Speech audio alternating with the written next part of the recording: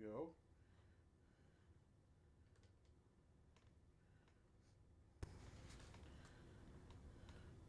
I'm coming on you. We're on low volume mute. Oh. Not yet. Okay. But when you're ready. Go ahead. I guess. So at 7:03, yeah, we'll kick it off. And we'll see if we can watch it happen this time on Facebook. See if it actually works the way we think it should work this time. Well, welcome to Thursday Night Social. For those just tuning in, my name's Chuck. And we're still trying to figure out if we got this whole thing working. So just hang out with us as we figure this out. And it's coming out. Here comes Tim. He's going to bring himself into this picture now. All right. We're making progress. Okay. And it says it's live on Facebook. No. And it's streaming. So check it out on Facebook. Yeah. It's streaming on Facebook. So now what I'm going to do is I'll just... Okay, but I'm just going to... go ahead and share this if we can. Now it says something went wrong again, but that's what it said last time. So I'm going to assume it's not wrong. Can we have Cheyenne? Well, actually, I can check it. Why would I have? Checking all of our media profiles and making sure that we're... Why can't I? Hey, look, it says live. Yeah, it says that it's live. I just can't share it. I got it. I got it on YouTube. And I bet that means that if we go to... Udicci.TV. Good, that's good. I hear audio from you. Yeah, fair enough, but I can't share this thing. Okay, so if I go to Udicci.TV. Oh, there we go. Now it looks like we can. All right, awesome. I'm checking Udicci.TV to make sure it's up there as well. You have to go to HTTPS Udicci.TV, otherwise it redirects you. We're live now and will be for the next 3 hours. 3 hours we're going to be here for your viewing pleasure. We have a lot planned tonight. Let's hear. Join us for blockchain and economics. Hold on. Blockchain and economics. Gameplay. Should we go through the list real quick? No. Not planning. Yet? Oh, you're doing that. And pirates. All right. I just love ending with pirates. I think that's kind of fun. Sweet. It's up on Udicci.TV. Oh, First time in a long time. All right, so it's also up on Udicci.TV. This is good. All right, first time in a long time we've been live on Udicci.TV. Well, that's our launch. Ta-da! Yeah. It's done. Blast off now. Oh man. So neither one of us are feeling that great. No, so I am we're fine. Good. There's nothing in the physical that will stop me from being other than fine. It's all the mental, the emotional, noticed that every stuff. once in a while the HyperX seems to be going into the red, high red. Everything goes red. HyperX. Yeah, that'd be this right this here. One here? Yeah, so that means we're getting good audio quality, but But when I do this, it doesn't. That's it. Yep. Okay. So just be aware of those levels because people with earphones will hate you. Okay, that's a little bit of a problem for me because every now and then I like to make a point that ends up going into the red. But I suppose for tonight, out of inspiration from the fearless leader of the United States, President Joe Biden, I can make sure that you hear what you need to hear. I don't even know. Wait, there it is. Oh. Okay, so this will work. No, you're talking to Mevo. What do you mean I'm talking to Mevo? I'm looking... Oh, see, you're looking there. I should have been talking to Mevo. See, that's what you So we need probably to be. want to work on that here, though. I'll try to keep the thing down, but if we can actually, can we turn down that input a little bit? I did turn it down a little bit. Okay, good. Then I think hit we're a good max. there. Hit a max. All right, we're good. All right, so what do we do here on Udicci.TV and on Thursday Night Social? Well, we get together, we invite friends to come in, we talk about stuff, we talk about the world, we talk about, the things that are going on with Udicci. We talk about some of the projects, some of our friends who are doing projects. That's going to be the Pirates. That's going to be a lot of fun. So let's just get right into this, and we have our first little introduction to tonight. So let's look at what tonight's going to look like. First, we're going to start out with this little intro that we just did. Okay, hold on. I got to go find it over here. Oh, wait. Tim's got to find it over here. Let me... How come you can't do that on your phone? Here, because I didn't set this... I didn't have time to set this up. Plus, I have to go in and change a couple things. Where did it go? Okay, so... Where did it go? We're just going to keep working on our technical things. There we go. Well, now we got to go back. No, that's not the right... Okay, got to keep going back. We got to start and we got to go in order, right? That's the planet. No, no. It started out with Thursday Night Social. Oh, well, okay. So we go there. Okay. All right, so now we're going to full screen this. Now, what's really interesting from where we're sitting, these slides look backwards, so I hope that they're not backwards. So anyways, welcome to Thursday Night Social, and this is Udicci's episode called Planet. Now, what we're saying there is that before you launch something, before you launch a new technology, before you launch pretty much anything, you want to plan it. Why? Well, stay tuned for just a little bit and you'll realize that we didn't take our own advice. All right, so after Planet, which is going to run between 7 and... I'm sorry, that's the name of tonight's show. I'm sorry. We're going to go to Unencrypted. Unencrypted is the first third of our show. We're going to do this for about an hour. Where, again, we're going to talk about a few things that are kind of more specific to what Udicci is doing, but also, general technology kind of conversations. I don't know that we have any guests scheduled to join us tonight during Unencrypted, but we may have some friends jump in, and that's part of what we do here. Is we just ask, we invite some people to jump in and join us, and when we do, they'll kind of join the conversation. At 8 o'clock, we'll be moving away from Unencrypted and going to Tagged by Seox, or at least that's the name I'm giving it today. This is all new. This is all new stuff that we're doing today. If you've been following us for any length of time, you know that we started out as a weekly or a bi-weekly kind of podcast that ran for about an hour if we could get people going. And then over the course of a couple months, it got to the point where we had to do this every week, or every week. We were doing it for about an hour, and it seemed like those hours kept running over, and now we've done it in a way that it just keeps running over all the more. So it's a 3-hour live stream event with people who are doing stuff, good people you want to get to know, but good people you want to connect with. And that's what we're going to be doing on Seox here, is we're going to talk about cryptic economics, game time, and hashtagged. What does all that mean? Tune in between 8 and 9 o'clock for that. And then we're going to close out the night with the Pirates. All right, we're kind of excited about the Pirates, the Peaceful Pirate Project. That's a really cool project that's getting launched on the blockchain. It's actually, I like the way they're doing it because they're actually launching into purpose kind of first, and that's cool. And that's kind of a big part about planning, right? Is that you can always do things in different orders, and it's kind of fun. So anyways, Pirates between 9 and 10 p.m., that's Eastern Standard Time. They're out on the California coast, so it'll be a little bit earlier for them. All right, and with that, we're going to get back to Udicci, Unencrypted, and this is what we're going to talk about a little bit. First, let's see. Can you get that? Does that link work? Can you click on Cobbler's? No, it doesn't work. Okay, it doesn't matter. All right, let's come back to the cameras. All right, so the first thing we're talking about tonight is getting back to the cameras. Yeah, I'm getting there. Hold on. Oh, you're going to use that for your... Yeah. Got it. Oh, okay, there good. All right. So the first thing was the cobbler's children. That's that story that, the cobbler's kids have no shoes because, the cobbler's at work all day making money by repairing other people's shoes, making their shoes, making the shoes for the other people, and that, the family goes without. And that's really kind of wrong. It's a wrong idea, right? Because it's good to care for your community, but if you don't care for yourself in the process, you kind of just slow things down, and you can't care for your community as well as you'd like to. But it's a good excuse nonetheless. The cobbler's kids have no shoes, and why is that relevant tonight?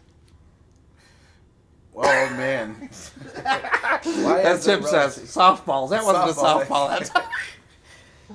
We have a process called Planet. We got thrown a bunch of information. We've been trying to pull all that together into some fashion of a plan, but not really pulled together any plan at this point. So, from starting out with a plan, I guess we don't have a plan to really pull together everything we're trying to accomplish. I guess that was too much of a softball or hardball because, okay, I guess where I was going with this is, yes, for those of you who have been watching any length of time, tonight was supposed to be our launch. We were very excited about our launch. We were going to mint our first NFT using our software. And you know what? Let's do this. Do we have our video? Yeah, our video. Yep. Do we have that ready? All right, so we're going to go ahead and play the video that we were supposed to have planted on the BSV blockchain. Well, I'll say, yeah, we're going to plant it. That actually, we'll have a little discussion around that, where we were going to specifically plant it, and that's sort of how the Cobbler's kids ended up with no shoes. But for the next 42 seconds, watch what was supposed to have been going on tonight's show.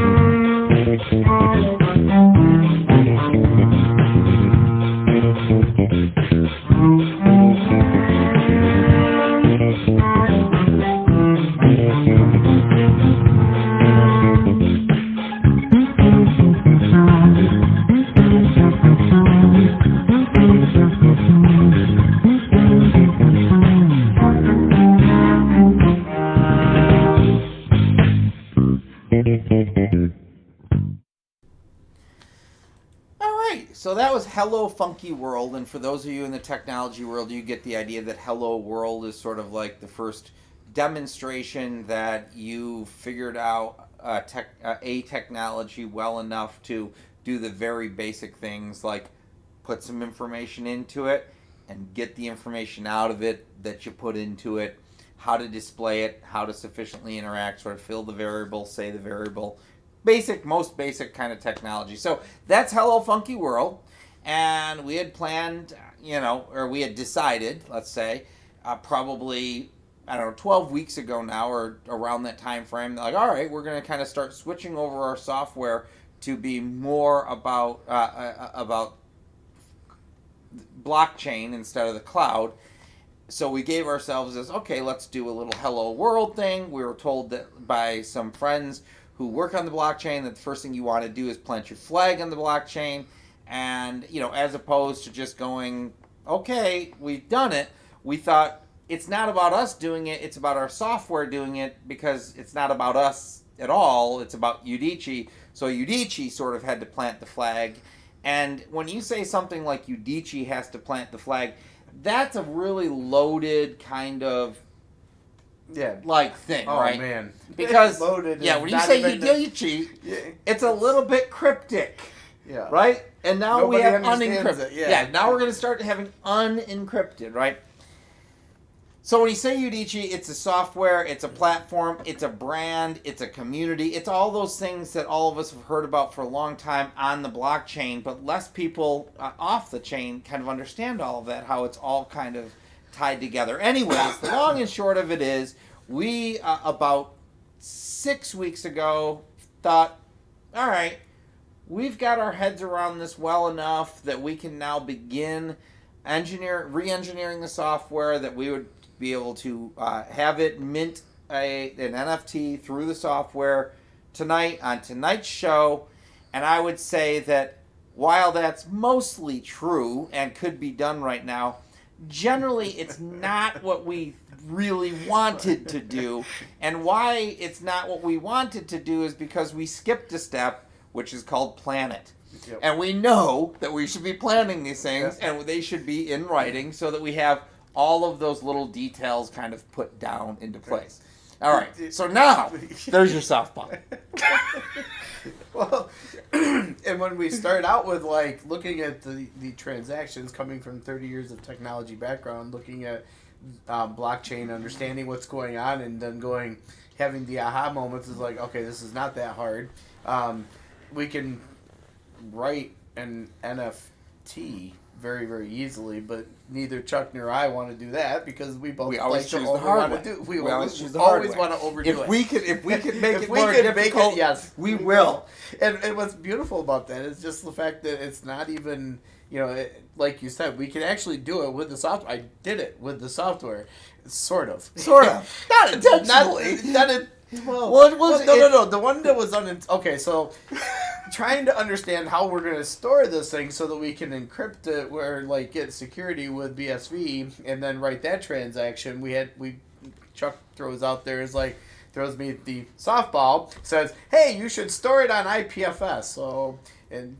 Well, it's not like that's new information this week. We've been talking about all of this, and let's kind of go back. Yeah. So one of the things, too, is we've talked about is we didn't want to just create an NFT. We wanted to kind of create a smart NFT. Yeah. We call we call them like visual media NFTs, and they're more like smart objects when you put them on through Udicci. So we sort of wanted ours not to be anything particularly special, but special for us because we understood what that meant back in our system. We wanted to create sort of like the mediation between the cloud and the blockchain, just so that we could prove not only to the blockchain world that we could say hello world, but basically so that Udicci could talk to itself, right, if you will, using this technology.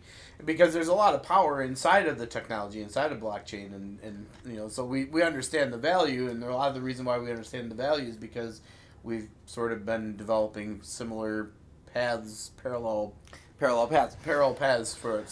So from that perspective, looking at it, I would say that this week I had to understand IPFS, so I downloaded the tool and I look at it, and it's all running like local ports and local IP, like the 127.0.0.1. Yeah. And everything's running local on the desktop. So I'm like, all right, good, I'm safe. So I went in and boom, boom, boom, and hey, look, there it is. Okay, it's got an ad. Oh, but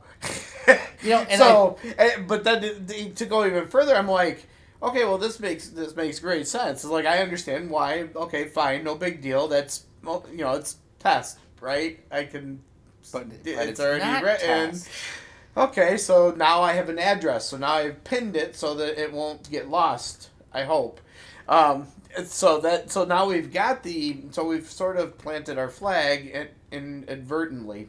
Well, no. We planted the media. Let's say that because I think that's kind of the fair way of saying it. Okay. Our flag, like we said, we wanted the cargo.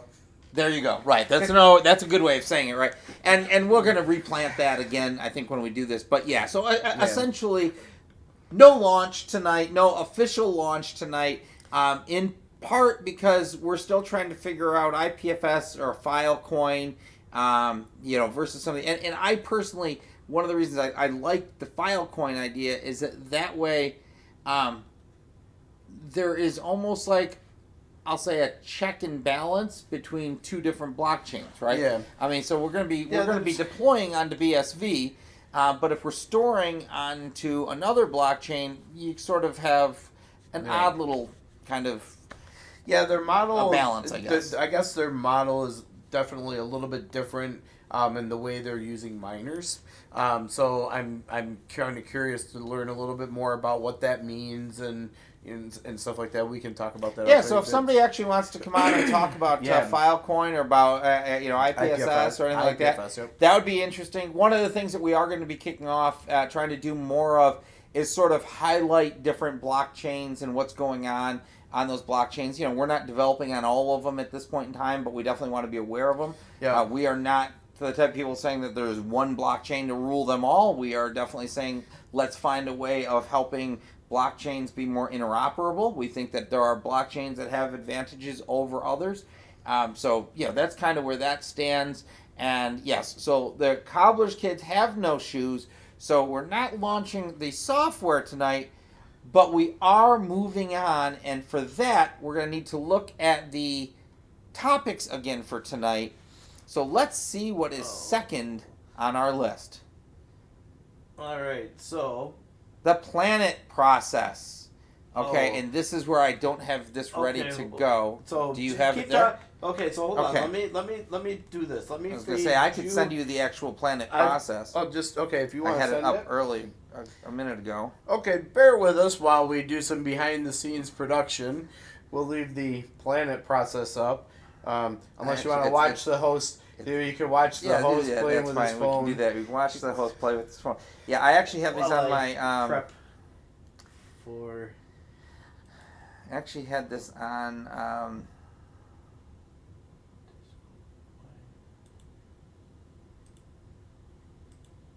Alright, yeah, this will work. I'll send you this. And...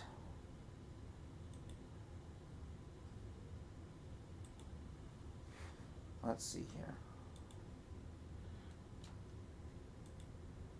How can I send this to you? Alright, tell you what. We're going to go to a short break. We do this. Use this time to go grab a water, go grab whatever else. We typically take about 5 minutes because we don't want you guys to sit here and just watch us. So we'll be right back. We do this throughout the night. Just so that we don't have to have everything ready to go.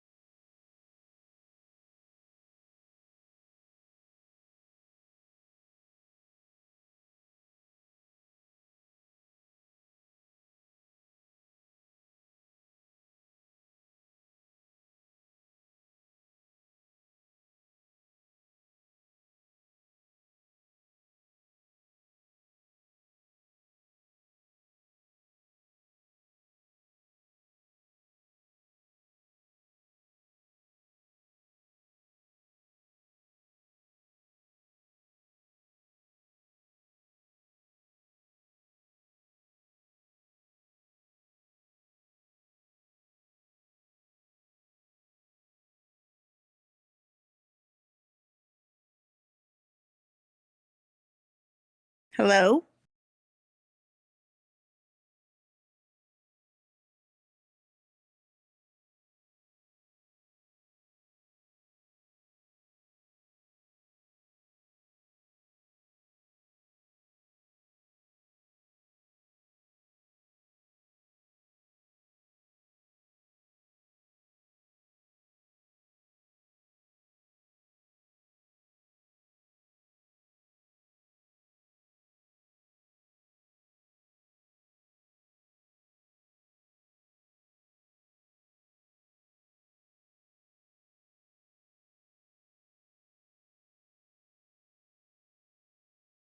Hello?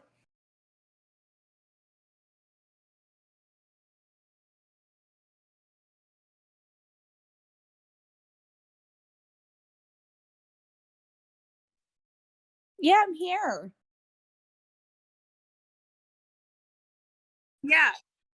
No, I can hear you.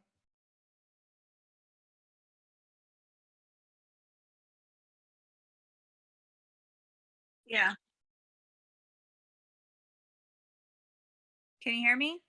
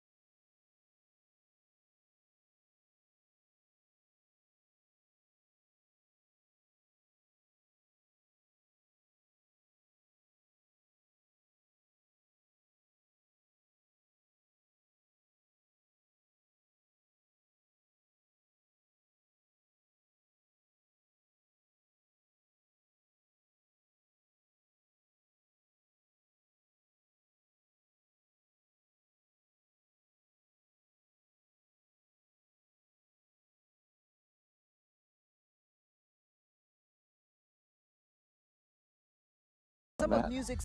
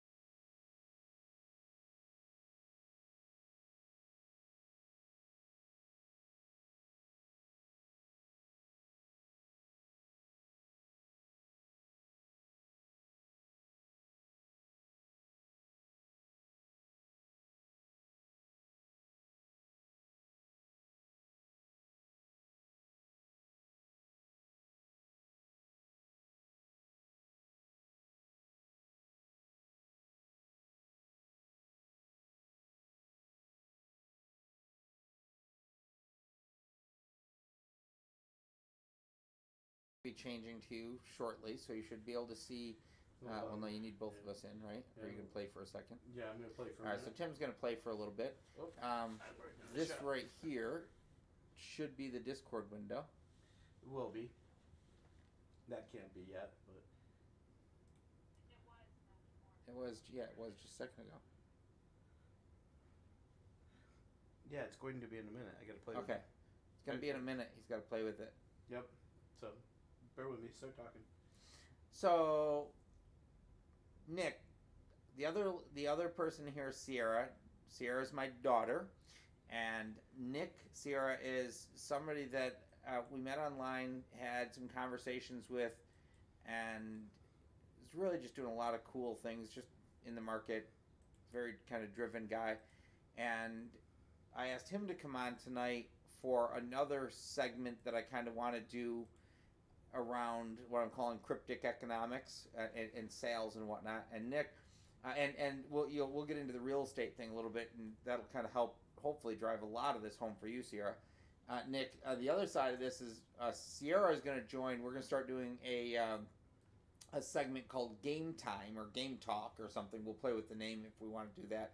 And basically, she's like a rabid Buffalo Bills fan, and she's got this like nuts character to her. Everybody on Twitter who follows her knows that she's just ridiculous when it comes to sports. So we're gonna kind of like review the Buffalo Bills game, but also I want to bring into that like a look at football through like the cap game, if you will. So I want to kind of bring in the financial side of football as just sort of conversation that's also part of that whole thing. So all of what we're doing tonight is really about trying to reformat as we expand. So Nick I think we've probably had 2 or 3 conversations. Nick was on with Bruce Kober a while back, and Bruce is definitely on the economic side. And at that time, I think we might have still been doing every other week. Anyways, we're now up to we're doing it every other week for about an hour, and a lot of times we're running to an hour and a half. Well, we've also connected with another group, and they're going to be on at 9 o'clock tonight, and they're the Peaceful Pirate Project, and they've got some really cool stuff that they're doing. They are planning a blockchain project out of it, but ultimately they're trying to put up permaculture centers and create like sustainable entrepreneurship through just kind of honest farming, I guess, right, is probably a great way of saying that. So anyways, they're going to be on. We're going to join. We joined their live stream last week, or we've done it a couple of times now. Yeah. Yep. So it's kind of fun. We actually pull those live streams together and start having just even more broad conversations with the idea. It's just helping to reach more audiences because we're all having the same kinds of conversations in one way or another, particularly as it relates to blockchains and economics and governance and all of that. So anyways, we're working on format tonight and sort of content around that. But before we go too far into that, Nick, I wanted to ask, that link that you just sent, Buy Nick's Condo, is that something you are now currently doing live?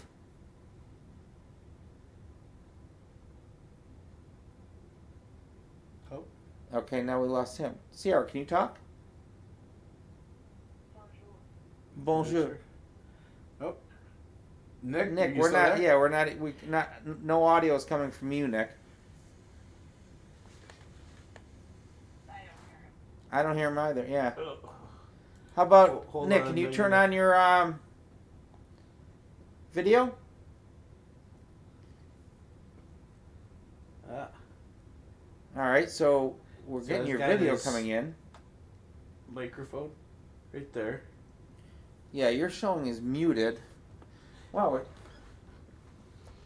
All right. Well, no more mute on our side.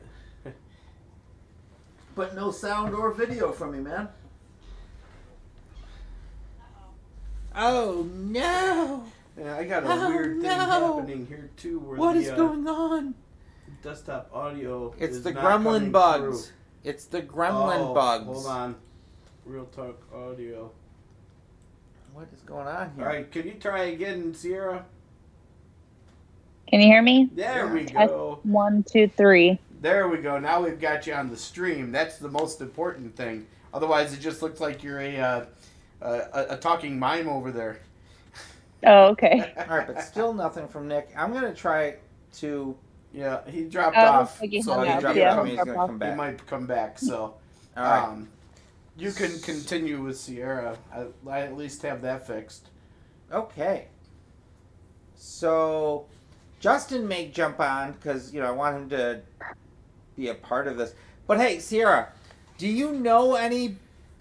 Do you know any people who are into the game from the the team building side of it, the financial, the general manager perspective? Can you hear me okay? I Oh, there we follow. go. Oh, Now yeah. we got you. All right, cool. So Nick, Go you on. could hear. Hopefully you heard all of that rambling I was doing a few minutes ago.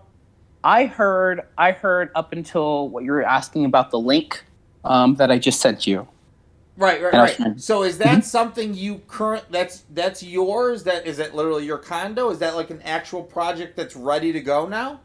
No, that's actually the condo that I'm living in. I kind of figured I have to take some kind of risk and maybe put up my condo as collateral. Sure. So, that's what's happening right now. So that's interesting. So now, how far are you on that project? Are you ready to pull the trigger if people want to start like getting in? Here's my knowledge on it. I am, as you saw the website, it's like active. It's obviously informative enough to get the point across. And now I'm ready to actually mint the ERC20 token that associates the value to my condo. So, Okay. yes. And after that, yes, I can send people tokens. They can send me DAI, and we can do full-on transactions. Okay. So let me see. Can you? Are you okay with coming on in video? Or just would. Yeah. Yeah. So a part of what we're doing right now. So we're playing with like I'm actually in Rochester. I'm normally down in South Carolina. That's why we tend to do a lot of our calls a little bit differently. But we happen to be together, so we're playing with our OBS stuff and a bunch of our other video audio to try to make it a little more cool. So Nice.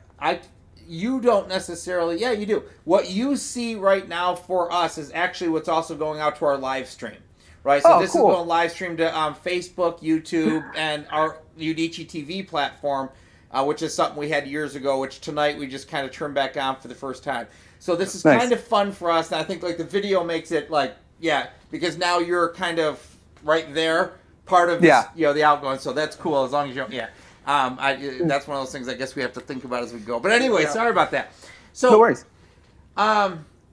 So Sierra, let me try to kind of set the stage a little bit, and this is definitely beyond.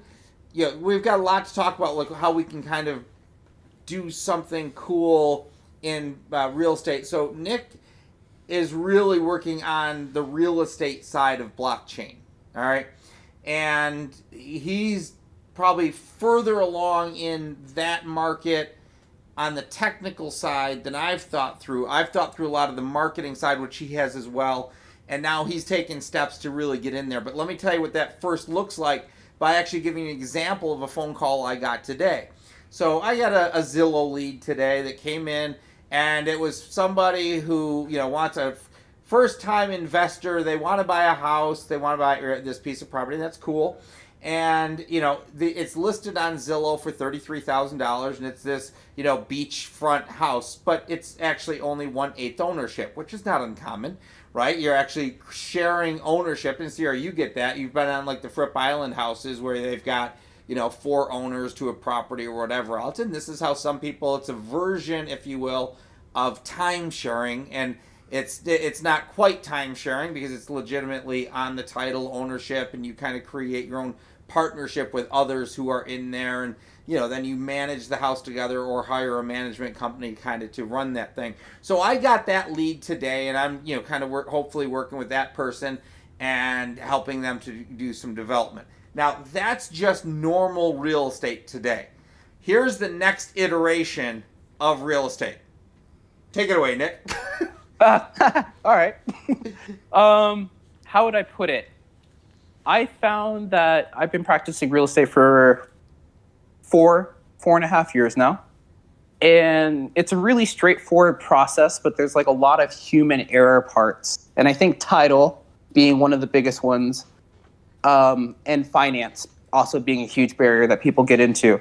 So I found that if we can find a way to make the barrier of entry cheaper, then we'll be able to sell more houses, which for me as a realtor means I'm going to have more transactions. But then for consumers, it means that there's more opportunity to basically get a piece of real estate, which is just a great investment. So I think really the next step is just like facilitating transactions to a point where we don't have to go through that whole weird 30-day lending window mixed with just trusting some lady at the title office to do her job. That's it. And now that begins with something that, so Nick's kind of working on a project right now that he's got fully outlined. And if you're okay, I mean, do you mind if I share that link with Sierra? Yeah. So Yeah, go for I it. can share that link with you, Sierra. And you want to kind of speak to that while I'm getting that right? Yeah, just tell her a little bit about that. So this first one, I would say the link you're sharing is the first part of the overall project called Satya Fund. And Satya Fund is a cryptocurrency decentralized finance platform. So a DeFi platform that will allow us to basically break up actual real estate addresses and associate them to tokens.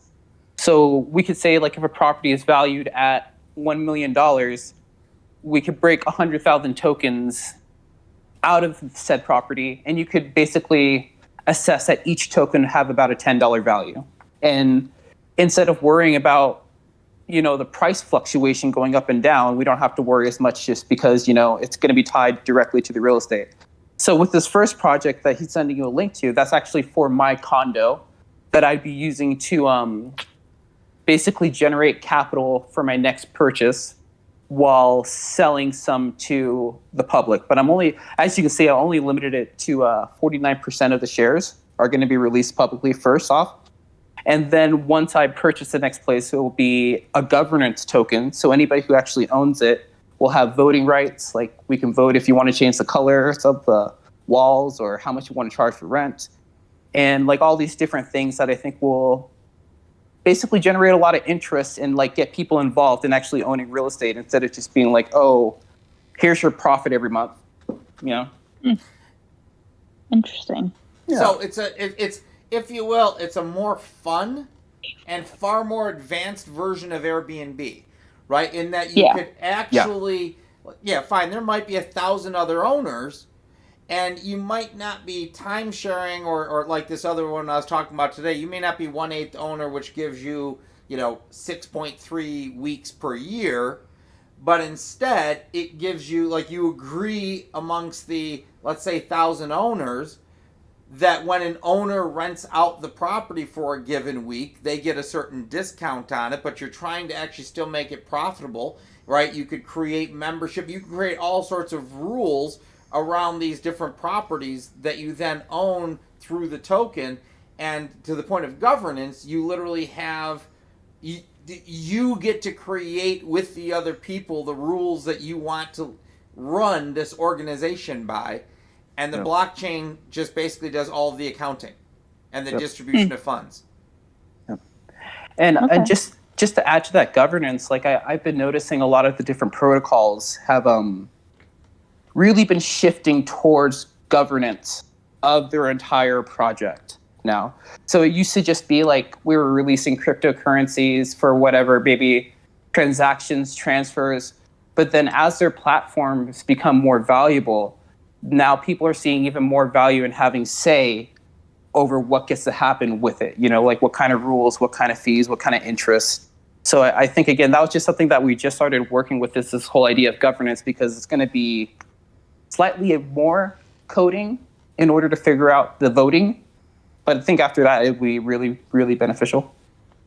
So what is... Cool. So you're developing, like... so what is DAI? When you say DAI... Mm-hmm. I mean, what is DAI? So DAI is a stable coin. It's tagged directly to the US dollar. So they have a cryptocurrency code that as the US dollar, the real one, is fluctuating, as the supply is fluctuated into the actual market, then this code maintains that balance continually. So like, let's say, obviously, as you can tell, America's been pumping out quite a few more dollars. This cryptocurrency has been noticing that and has also been minting more DAI tokens. And if we start seeing a shortage of it, then it's going to start burning DAI tokens. But the long goal of it all is that we try to maintain $1 no matter what. So it might end up being like $1.02, maybe like $1.01 or 99 cents. But as these little prices shift, then different arbitrage traders come in to basically balance it out to make sure that it stays back at that dollar. So that makes things a little bit tough.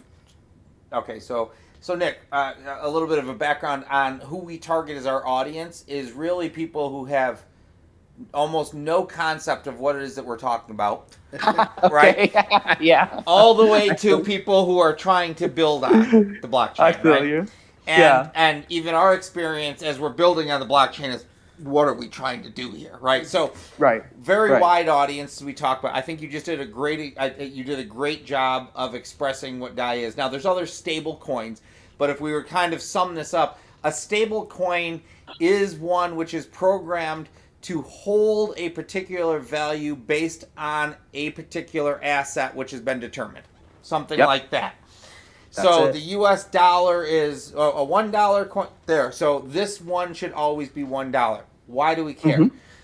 Well, what we're trying to do is create mutual value economies, but the first thing we all have in common is this general sense of what a dollar is. So if I can trade in something that has an equivalent value of $1, then at least I generally have a gauge by which to compare this opportunity as. It's that I have something meant to track like the dollar if you don't happen to trust gold. If you want to trust gold, you can be in a coin that is tied to gold. Or like tonight, the Permacult, the Peaceful Pirate projects, they plan to tie to silver to sort of make a stable coin out of that. Oh, see, that's smart too. And just to add to it as well, so again, as I was saying about the different protocols, one of the protocols that I'm going to be using in this project as well is called Compound, where it's more or less like a cryptocurrency bank account that rewards you with really high interest rates, like APRs, for holding stable coins with them. So again, it's just like another thing that like adds on to this whole blockchain space of being able to make different money. But quite frankly, like the USDT, which is another dollar stablecoin, and Tether is another dollar stablecoin. These two are really high. They're high value in the regard that people want to hold them. Like different protocols want you to have these on their protocol. So should they need to make trades really fast, they have it right there, and we know exactly what the value is. We're not going to be seeing any fluctuations. So this gets into, I'm going to take a jump over here into what we call cryptic economics. That's actually kind of the first topic of tonight's conversation. Okay, actually, let me roll in real quick. Let me do this. We're just going to play here for a minute. We're going to go to like a 2-minute break. But I want to roll out on the CEOX thing that we have for tonight. These are like what I had scheduled for the 8 to 9 o'clock segment. So I'm actually going to try to go to like, hey, we're heading off to the 8 o'clock segment. So we'll close with what's up next. And can we put it on a run through to cycle through those then for a couple minutes? Yeah, I could do that after we go to break. I can. All right. So let's use this time right now to come, go get water, go get whatever else, hit the bathroom. When we come back, we're going to talk cryptic economics, which is what do we mean by tethering or staking a stable coin to a liquidity pool, and who is drowning in it over their heads. We'll be right back. Sounds good. All right, we're still here, but all right, yeah, we're going to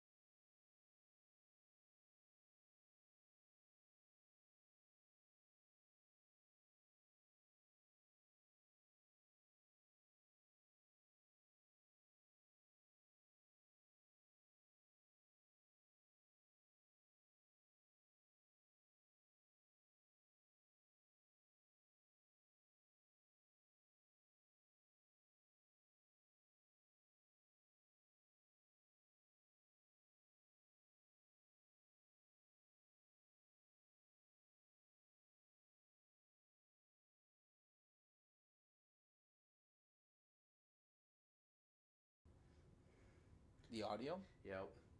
So I come in at different stages, and I don't know. One of my audio's volumes are not being turned off in my process. Oh, some sort of weird. So in your profile, it's set Yeah. up differently. It's okay. Yeah, so so now we just need. you're good now. Okay, so now we're gonna go over just real quick back to the tag by Yep. CX slide. Yep. Oh, yep. We want to go back over here to here, and All right, so here we go. Now this begins our 8 o'clock to 9 o'clock segment before we join the Pirates, and this is called Tag by Seahawks. Just like the rest of Udicci, there's a whole other story behind Seahawks. I kind of think that the Nefarians will come into this hour. The Nefarians are sort of an NFT economic game that I'm developing. And that kind of comes into what all of this is for, right? There's a bunch of economic games that are going on online. And as we just kind of talked about the last couple minutes, there's a lot of cryptic economics going on here. Because generally what I mean by that is exactly, you hear these kind of conversations about stake pools and liquidity pools and stable coins and, burning and creating and, creating coins out of thin air, and people saying that there's no value to them, but there is. But generally speaking, economies are almost cryptic to most people because it's something we don't talk a lot about. We simply talk about we need a minimum wage, we needed this, we needed that, but we don't even understand the inner mechanics of an economic system at its core and what makes it run. And part of the secrets, if you will, of Wall Street they're not really secrets. They're just things that nobody wants to learn about because sometimes they're really messed up and convoluted and hard to understand and twisted and backwards and forwards, and yet they still work and run this huge economic system that is, our global system today. And all of that comes into play in blockchain, and as we were talking about earlier, as does governance. And governance is a really interesting piece, and a big piece of what the opportunity is with blockchain is to create these sort of, what do you want to call them? Private societies, but really they're groups of people who choose to get together and share resources amongst common governance of their currency. And it's really not so different than we would think of our nations today, where they have a currency and that's kind of thing they do. But it's allowing it to be brought to a very communal level where there's a lot more opportunity for the really solid models to shine and the really weak models to get left behind, because we're going to have a lot more transparency of data. And so there's huge opportunities there, but a lot of this is almost cryptic economics. And so that's one of the things that I wanted to talk to Nick about tonight is I want to kind of create a show or like a half-hour segment that we do, however often you think you might, if you're interested. Yeah. Can you, if your video's there, can you bring that back up? I can. Yep, coming back up. If you're interested, is like, how often could we do it weekly? What does a show like that work like? And then, like I said, with Sierra here, we're going to kind of bring together a fun piece of this. So I want this hour to be informative and much less cryptic, right, than a lot of the technical stuff that we talk about in the first hour. Because, when we talk about unencrypted on Udicci, that still gets very deep in some stuff. Yeah. Here I want to start decrypting, and maybe that's what it should be. This should be decrypted economies or something. Decrypting, yeah. Yeah, decrypt the economy or something like that. So, somehow what I want to do is work something like, Nick, what I see is your online persona, like, you know your strengths, you know that you can be good with sales, you've got you've talked about rejection and you got to let that go. You've talked about how people didn't quite see you for your opportunities and others did, and you were able to, I think I saw you make the post, was it a furniture store that you held the record, but then somebody beat your record eventually, and then you said, but what if this could be, what if this can happen? And I think there is where I would jump off and go, okay, Sierra, now we need to talk about Josh Allen, because we got Jim Kelly sitting there saying right now, this guy is going to be the one who sets all the records in Buffalo. He's the record setter, right? So we get to somehow align our our very who we are with this kind of national game that we all like to play, and Buffalo Bills are always the underdog, and our hope right now, like, we have this team in Buffalo right now that, frankly, those of us who watched the 90s Bills, we're sitting here going, wow, we have a team, but I got to be honest, it's still the Buffalo Bills. And then you got like 4 Super Bowls in a row. And what do you do with that? And then you come back and go, okay, Nick, what do you do when you go wide right and you wait 20 years to get back on the horse, right? So, well, you're talking to a guy in Denver, so yeah, like, so to me, this is what I would look at like this hour as is having fun, making it real. And like I said, I think I want to bring in the GM side of the NFL, the actual cap, because there's a game that gets played with the cap where you're having to move around resources and superstars, and the difference between a superstar and the 54th player is oftentimes 2 milliseconds or 0.2 of a second kind of thing. Like, we're talking very minimal improvements between the superstar, with the multi-$100 million salary, and the 54th guy who got cut, who hopes to make the team next year if he can get on the practice squad, and maybe he's sitting back making 75. I don't know what they make. I know the practice squad makes something, but the difference between your best and the ones who didn't quite make it is oftentimes such a minimal amount. And it's like, what makes a champion? What makes something work for an entire team? What's the process? Like when we talk about in Buffalo right now, trust the process. So then I've got a second, the final part of this whole kind of Mad Max vision that I have for this hour segment is this tagged by Seahawks. And I see that as some sort of a game where we get to go out on Facebook and social media, and maybe it's hashtagged by Seahawks or like something like this, hashtag Seahawks. And that means that like we're sort of inviting somebody to be on the show with us. Or eventually like we're in, so like we're trying to pull more people into the conversation because we like what we see them talking about online. So we want to bring them in. So like Sierra, like out on your Twitter, you've got to find the people that like, okay, this person would be fun to have on this kind of a show. And Nick, you'd have to be kind of angling like, okay, this guy, this person would be fun to kind of bring. So we kind of like expand this into a fun, like decrypted economic things around this sports thing that we all love in America, around its financial game, and we pull our own little game into it. Does that make sense? Mm-hmm. Okay, I think you're both on mute. I think so. Huh? I think it makes it's a little. I think overall, generally, it makes sense. I think it needs a little bit of refinement and how to like tie everything together, but I think it makes overall. So I think that's kind of what I'd like to sort of talk about is, like Sierra, you definitely could take on the game side. You own that part of the segment, and then like Nick, what I'd like to figure out is like, so what is this like? Real estate, sales, like really be your best you. No, like, how would you be you? How would you be your best you? I see. Are you asking me, or kind of like a segment idea thing? No, yeah, I'm asking you. Yeah, let's start there. I'm asking you, how would you be your best you? How do I be my best me? How my best self? I don't know, man. I wake up every day. I'm gonna have to just put it at that. I think where I am is exactly where I should be, kind of thing, consistently. And I think actually having that understanding makes me the best version of myself.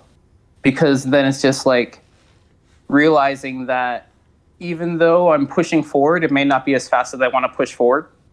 And these are in all aspects, whether it's fitness, like finance, or general relationships and stuff.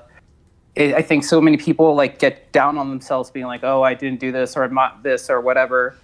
And I'm really just at a point now where I'm like, man, I'm good. Like, like I'm here and that's it. I really just work on being happy doing the things that make me happy. So that's all. I think that's definitely somewhere in that is like my best self or something. So the Pirates, part of their theme is be you well. BEYOU well, like be you well.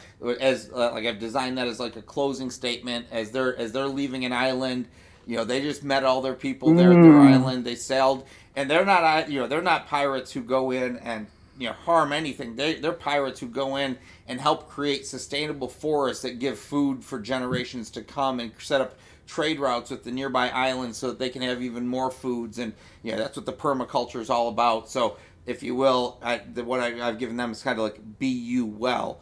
And I guess what I would like to think maybe we could start this segment is like be your best, like be your best you or something like that.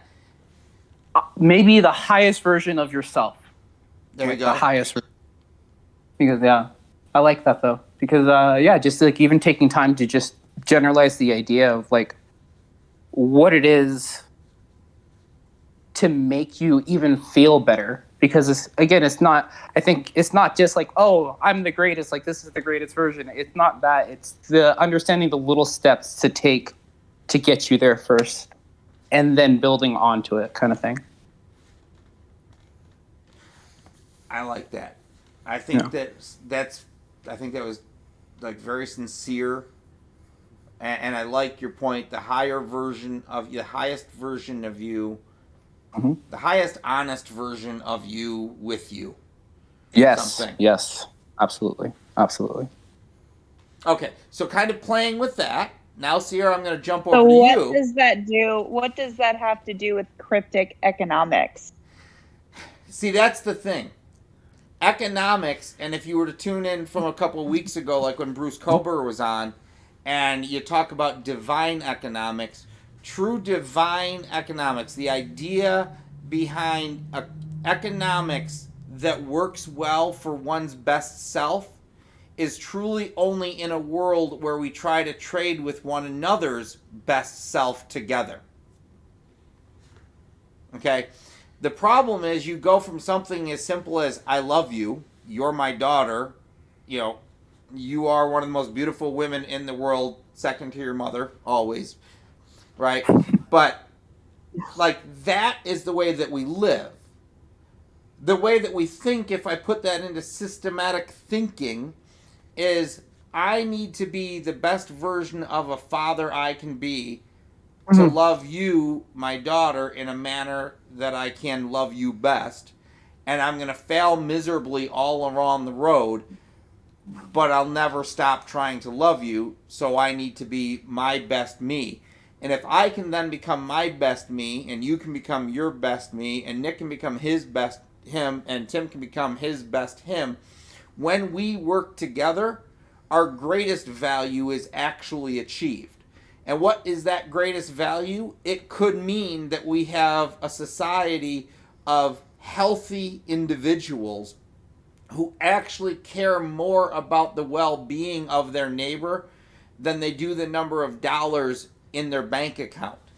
But once we begin to associate the need for exchange into a tool, and we create a currency which allows us to measure, as we begin exchanging with the people who are their best selves, that actual value will also be recognized in its currency. Since it is a measure of the value of the community which generates it, the currency itself will have more sincere value because each person representing and holding the currency and trading with it is going to know that it represents more than just some dollar bill to go buy some cheap thing that was produced over in China because I need to throw more trash out the door. They're going to know that this meant the well-being of my daughter and my granddaughter and my granddaughter's granddaughter. That we're working with people who are sharing values that deserve to be shared over generations. And we believe it so much that we're willing to put our best work into it. It actually makes me think of a little bit about how company valuations are done. And often when you see a company that's struggling and then you look at the CEO and then you're like, oh, well, naturally the company's struggling. Look who the CEO is. And then, you know, when the board basically ousts the CEO, brings in a new CEO, all of a sudden they might see like either their stock plummet or they might see their stock rise. But it's like they're looking at that one individual and being like, wow, this person probably brings this much monetary value to this company with their skills just being an individual kind of thing, which I think is like a direct, interesting relation to say, like, because again, that person has nothing to really do with that corporation. They are at the point right now just getting hired, just a figurehead, you know? But it gives people hope, and that hope is what makes more money on the stock market, oddly enough, like, for no reason. Absolutely right. Well, there actually is a very big reason that happens. First off, you're 100% right. There's really no special knowledge that any of them have. There's really very little special knowledge anywhere. When you're at the highest levels of the highest levels, they want that that knowledge shared because it helps all of them. You know, it's like there is absolutely nothing that Coach, what's the coach's name? Lombardi? No, well, Lombardi. There's absolutely nothing that Coach Lombardi held from his team. He didn't sit there and like, oh, I know how to be the absolute best, but I'm not going to share it with you, right? Because somehow I'm better if I keep it to myself. That's completely the opposite of giving of your full self. So really what true great leaders bring is not special knowledge, but they create the culture which helps others believe that they can also be exactly what they're being told that they are. And also too, it's like what you're saying there. Everybody actually has an idea of what the best is.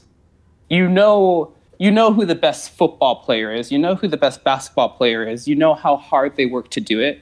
You know that you have the same 24 hours to dedicate to becoming the best. If you really want to, like, you'll do exactly what they did. I think, again, it's just everybody realizes what the best is. It's, again, what you're saying is, how do you get people to do it? Like, actually do it. Like, not just think about it, but just, like, put forth. And then I guess, how do you get them to continue to do it after a failure? Yeah. And I think, you know, I was talking to my wife earlier this week, and I made a comment or a thought, something along the lines is like, why is it we always want everybody else to live a life that would give us what we want? Right? It's this weird idea that we want others to live a particular way in hopes of our getting a return, when the only thing we can do is have ourselves live in a particular way to get out of life what we want out of life. It's the whole idea that if I love for the sake of return, I'm loving wrong. Like, I can't give of myself and expect return. And, you know, that's kind of like Dave Ramsey. I think we talked about this last week. He made a comment. He said, look, he goes, don't ever lend money to your family. He says, give it to them. Give the money to your family and your friends if they have it and they need it. But don't ever lend it, because what's happening is you're creating a debt between the two of you. Even if one of you can sit there and go, I'm not worried about it, there's still always a debt that must be forgiven, and you don't want to do that. So it's always about giving, and giving of your best self. And so anyway, obviously we can jump off here because we're talking about well-being, our best well-being, and then, like, Super Bowl champions. How do we take our best well-being and make sure we're weaving in these conversations, not to mention what's going on the field each week? We can kind of talk about that. We can bring in all the teams. It's just going to obviously focus more on the Bills because that's where we're going to come out of there. So, okay, Sierra, so now we've had this kind of conversation, and we're transitioning over. This is where you pick up. You are the ESPN Woman of the Year. You are Sierra Yo. I gotta change that Twitter handle. You know who made that Twitter handle for me? When I was in high school, Alex made my Twitter account. So that, like, I don't know if he ever remembers that, but he would sort of like help me set up my Twitter account. So he's the one that like I like in conjunction with him came up with that.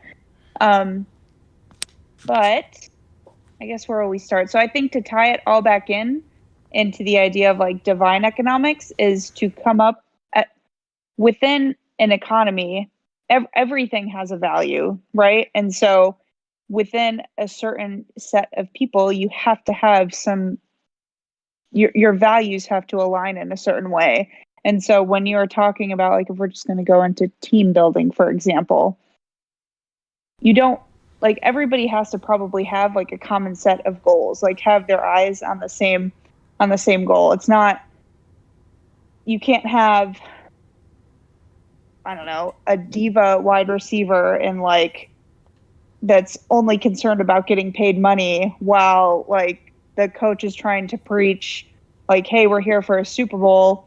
And then meanwhile, like the coach is giving special attention to the wide receiver that needs money while like negating everybody else on the team. So you help develop this culture of a common set of goals of hardworking people, that the idea is not like we're chasing money and like chasing goods or chasing some sort of like rich bank account.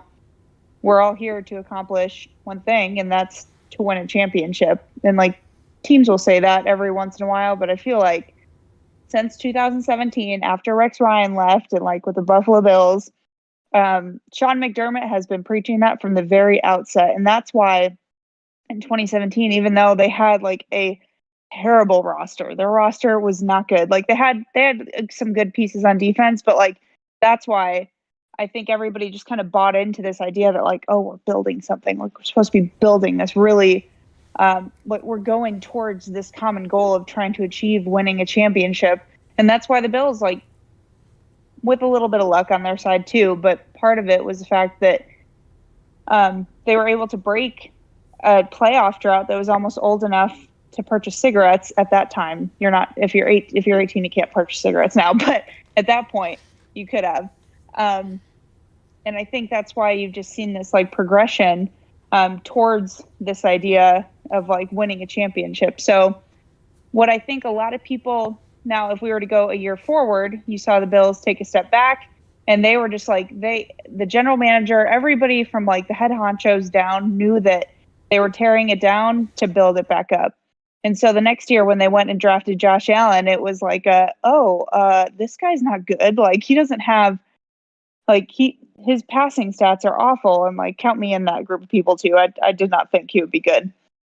But what I don't think people gave enough credit to him for was his like drive and dedication and heart. And if you notice, most of the people that the Bills have since drafted or have like started building with their team, they like, if we're talking about just draftees, most of them have the common traits that they are very raw and very athletic, but they have very high IQs and like very high drive to be successful.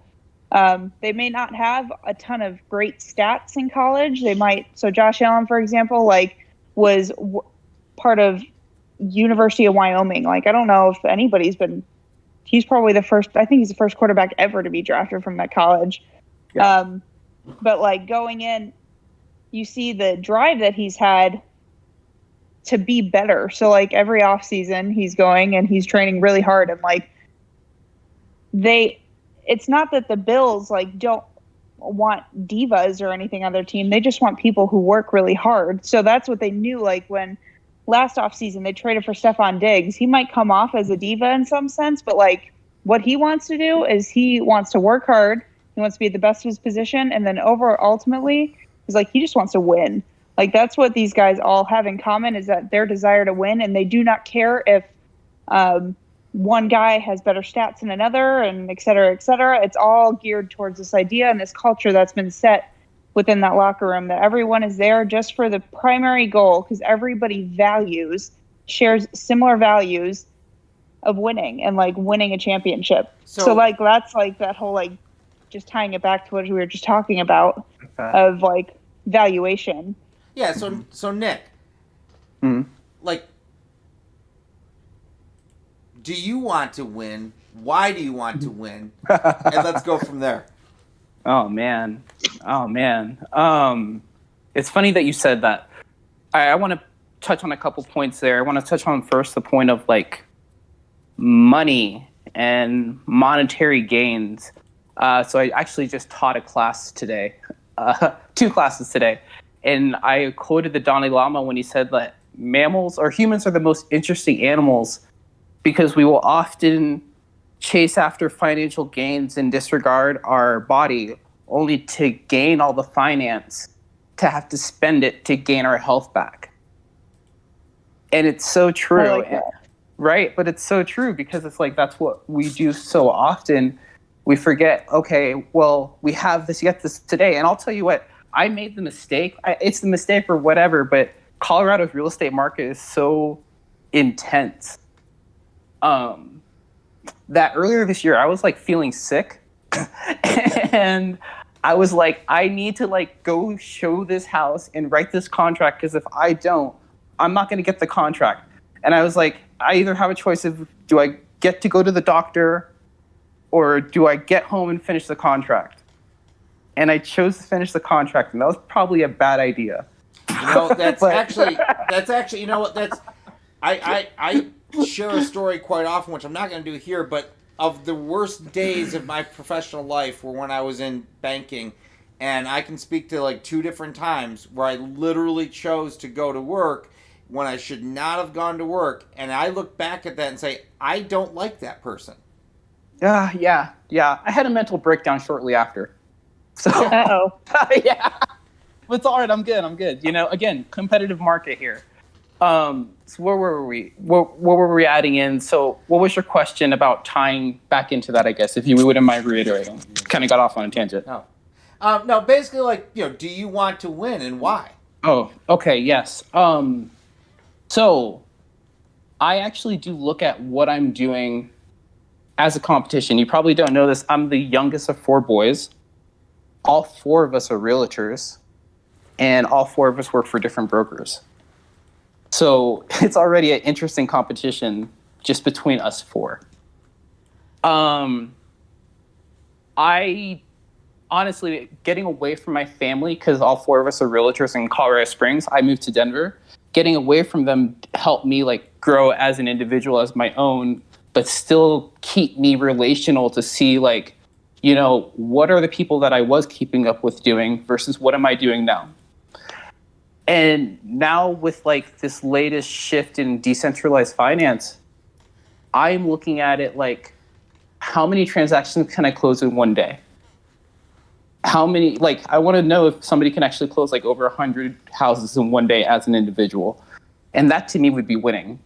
And it's like, in the weirdest way, obviously I don't have any competition. I don't know anybody else who's even trying. So because I don't have any competition, I don't really have the aspect of failure, only success, because I'm the only person that's going to do it anyway.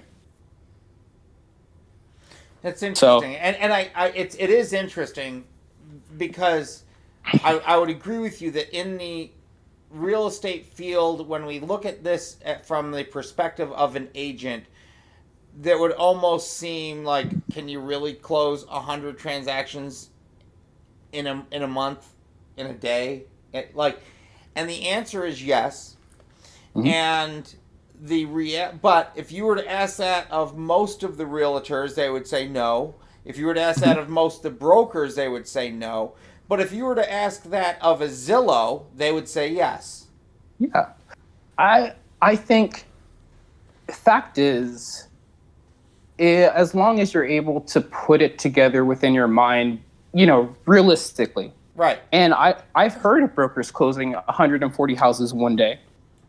With his team, he had a whole team doing it. So again, the numbers exist. People can do it. We haven't reached our maximum efficiency just yet. And I guess that's probably where I want to start seeing myself as being on the cusp of being the most efficient.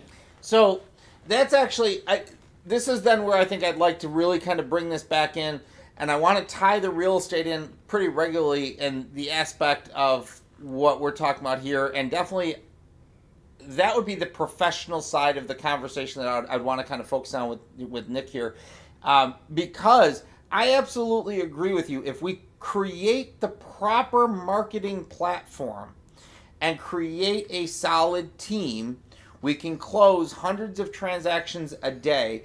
We see this already with some of the large Keller Williams of the world and that kind of and the EXPs.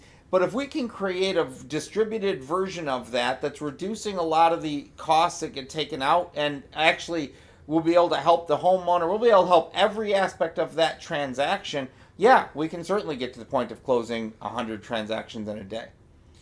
I'm wondering if we might have lost you, Nick. Are you still there? Sierra, you're moving. Oh. All right, so Sierra's there. It looks like we lost Nick. So anyways, all right, so what time do we have here? It is 8... okay, 8:38. 8:38. Okay. So Sierra, you kind of get the idea here? Yeah. So I do want to come up with a, like I said, we can call it game talk, like your segment, and then I'm going to have his segment. We'll probably set a little bit more time, like in 8:30ish to 9, that would be your segment, and like the 8 to 8:30 would be his segment, but we'd all be on together, right? So that we could focus a little bit more on this conversation, mix them together, transition it, make it more fun, and really all we're doing there is just reaching broad audiences, very broad audiences. Not for any, like, one of the things that we're talking about is building a real estate platform that's relevant to everybody. So if we can kind of touch the audience that's watching the NFL and start speaking in terms of emerging real estate platforms, and we're talking to people who want to be their absolute best, it's an encouraging, honest message that we're trying to send.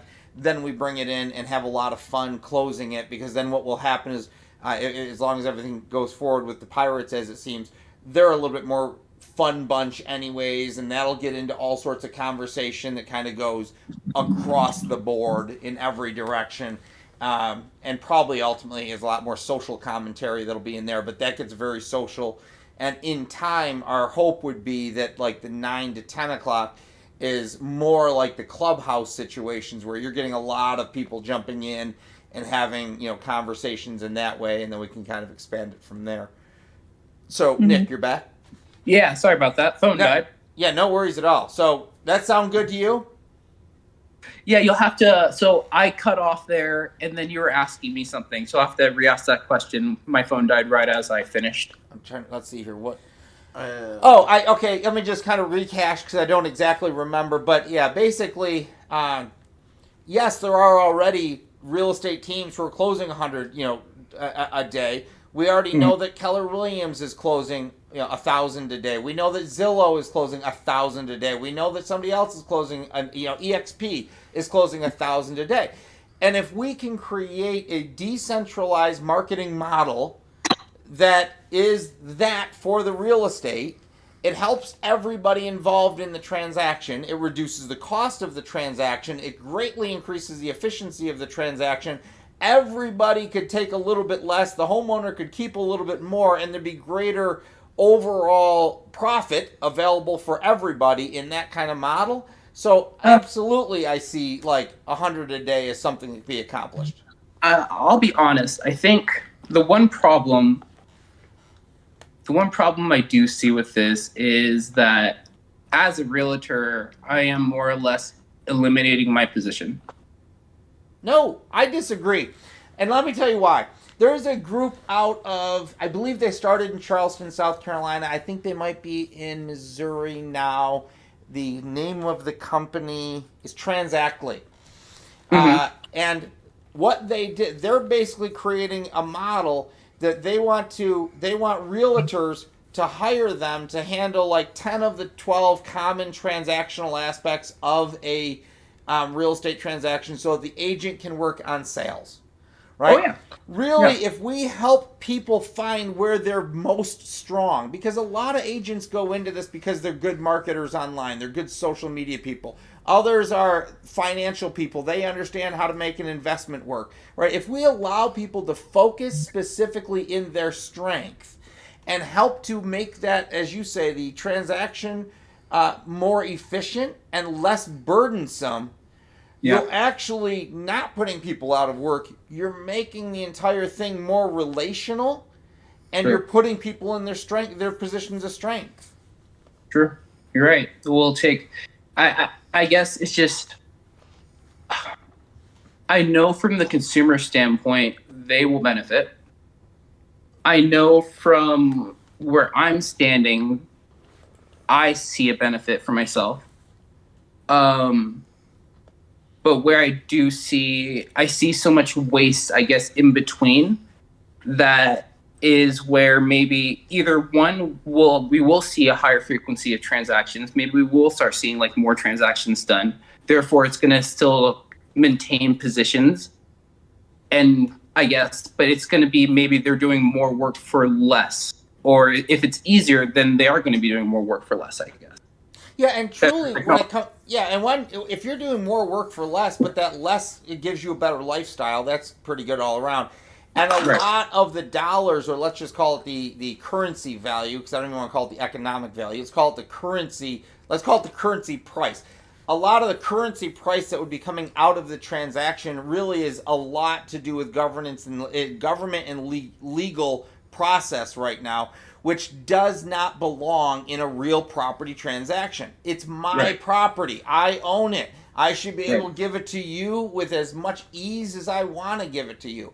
Now, I understand that there's some issues behind land and that there's some... So, yeah, we can respect that. We can respect that real property has value beyond just you and I, because it does have impact in community. And we can respect that there are zoning codes and all those other things.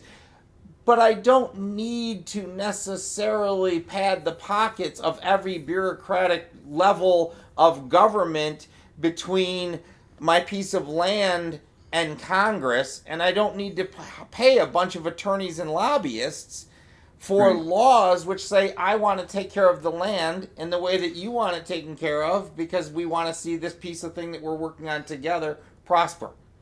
Interesting. No, that's interesting because it's, again, as a realtor, like I know we have quite a few lobbyists that fight to continue to either keep us in business. Honestly, if it wasn't for them, we wouldn't have worked during the pandemic, right? Like they made sure that the real estate market had to keep going. They fought hard for us to do that. But even to that regard, I guess we wouldn't necessarily need them to fight for us if we can do this a lot easier without them. Absolutely, and that's the thing. If you start to think in terms of even what you're talking about is creating, governance tokens to run, it's no longer one piece of property. It becomes a portfolio of hundreds of properties, and you're basically just doing a transaction within a portfolio. Basically, so the ownership just changes there. It's like, yeah, we can still respect all of the other laws that go on, but we don't have to go through all the other pieces. If it's being, if Disney wants to transact within its own corporation, it can do so a lot easier than going from Disney to Universal, right? If Universal wants to sell a piece of property to Disney, it has to go through a pretty significant process. If Disney wants to repurpose a piece of its own land, much easier. Right, absolutely. You don't have to go through a whole relicensing. So let me ask you this then. If we're growing towards having governance tokens, and we're growing to seeing like countries like Venezuela have now like given all of their community like Bitcoin. So if we're seeing all this happen and now we have the ability to turn and make it so that we can say, yes, we know for a fact like this person actually does own this house. Said house is of this value. They pay this much tax. When it comes to voting, do you think that they could regulate their voting system based on how much tax they're actually paying because you have it down to a number, which actually says how much are you contributing to this part of your community society monetarily. Yes, and I think that there are people already having that conversation. And then the question becomes is, what are you talking about? And this is where I think the answer is, where we talk about separation of church and state, let's start talking about separation of state and economy. Right. Finance. Right? That I have civil rights.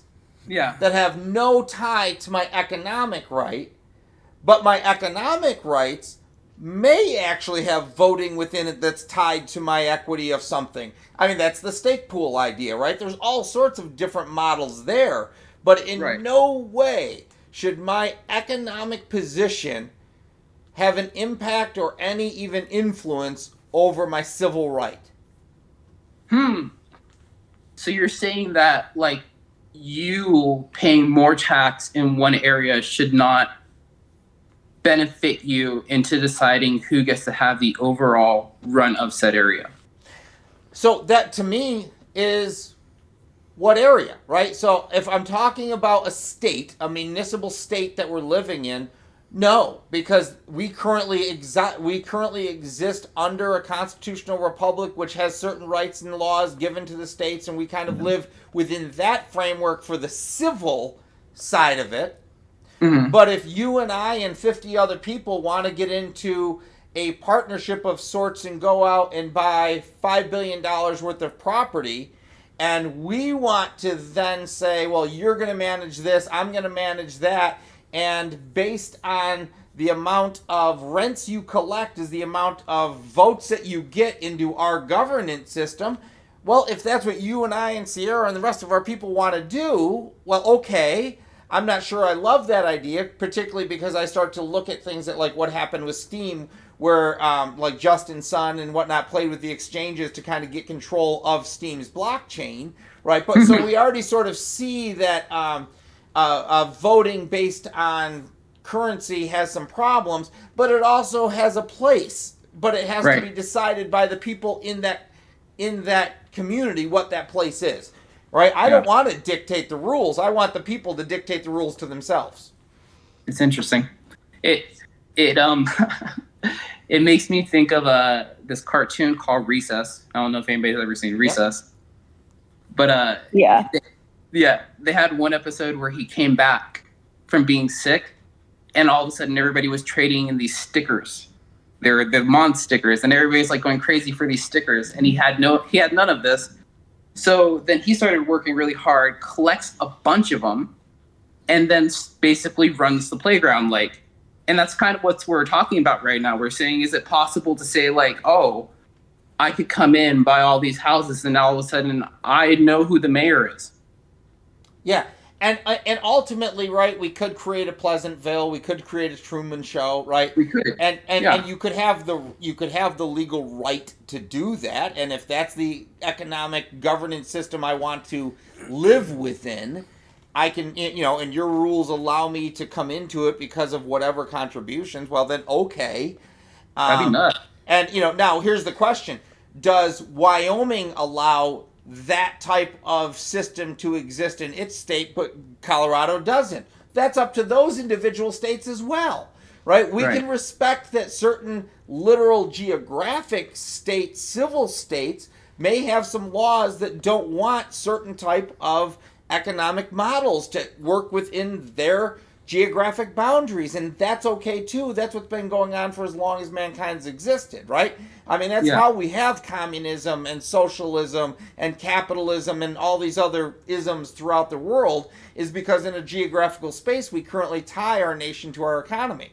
So, I'm okay with the idea of keeping that general concept, but I want to separate my economy and my nation. And I want to say that if I want to inhabit a geographic location with specific type of economy, I want to do so under the blessing of the geographic government, right? So, okay, it's interesting because it's like you will often see that when people become wealthy, they often go for politics. Yep. Right, and it's almost like that's. I don't know. I would never want to be in politics, quite frankly. Like it's just nothing. It's nothing I would ever act. I couldn't. I just can't. I can't do it.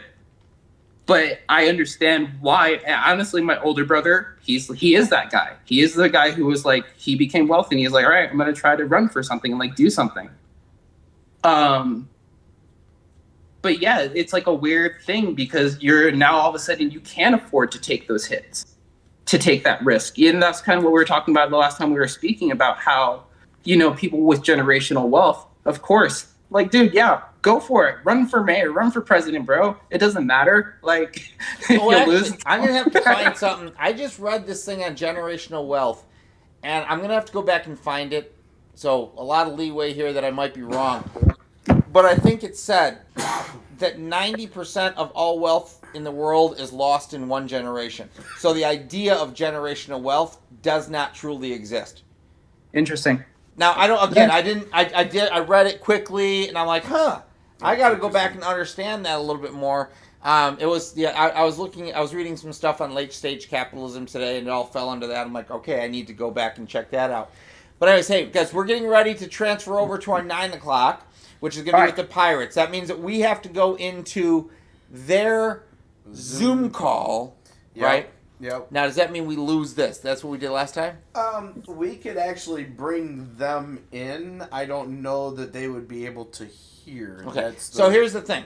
If you want to stay on for the Pirates, stay on, and we'll see if we can get it working. But outside of that, so what do you both think about this idea generally, and can we work on, like, does it sound like something we can commit to and form, and is it something we want to do? And you don't have to answer now unless you already know. I can follow up with you or see how it goes. I like the concept and the idea of it because it's I think the motivational, just talking with other entrepreneurs, talking with people about athletic leadership and understanding like different mentalities of winning is great. So even if it's like, I want to do blog posts and stuff to get that going as well. So that's cool with me too, if you guys are down as well. Yeah. So that's actually really good because a piece that we'll talk a little bit more about in the coming weeks is we're building a piece on the software called Chain Stories where we'll, like basically what we're doing tonight, we'll break it out and we can have blogs associated with different parts of it, but that'll be fun. And we don't have it on the radar right now, but part of our plan. Then we can actually post those as NFTs, right? So have some fun with that, and if people want to have access to those, and we can kind of do whatever with that. That'd be cool. Sierra, how's it sound for you? Yeah, it works for me. And I think I just need maybe in the future, if there was to be maybe like a theme of each episode, that way the conversation can be more directed in a certain way. Okay. That would be helpful to me at least. So that's what I think would be best is like if we create this as two sort of segments that are, like I said, first half with Nick, and we'll kind of figure out what that general overall theme is, like, be your champion, be your own champion, be your highest version of yourself, whatever that we name that. Then like yours, if we name it sort of game time, and like I said, during the first half would be sort of Nick's, and we'll be focusing on that, but we could have a common theme that we're running through that week. You're a part of that. Then as we move into the later half hour, then it's going to be mostly toward the sports thing and same kind of theme and still same kind of conversation. So yeah, we can polish that up. So if you want to actually put some thoughts into what you think your little piece is named in that theme or something, that'd be cool. I have a theme suggestion. Okay. Okay.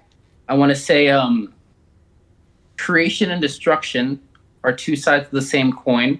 One cannot exist without the other. Creation and destruction. Okay. I like that. All right.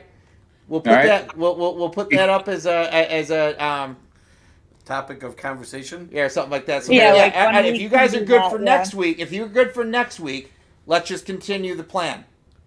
All right. Well, yeah. Let me check because I know I'm teaching again. Okay.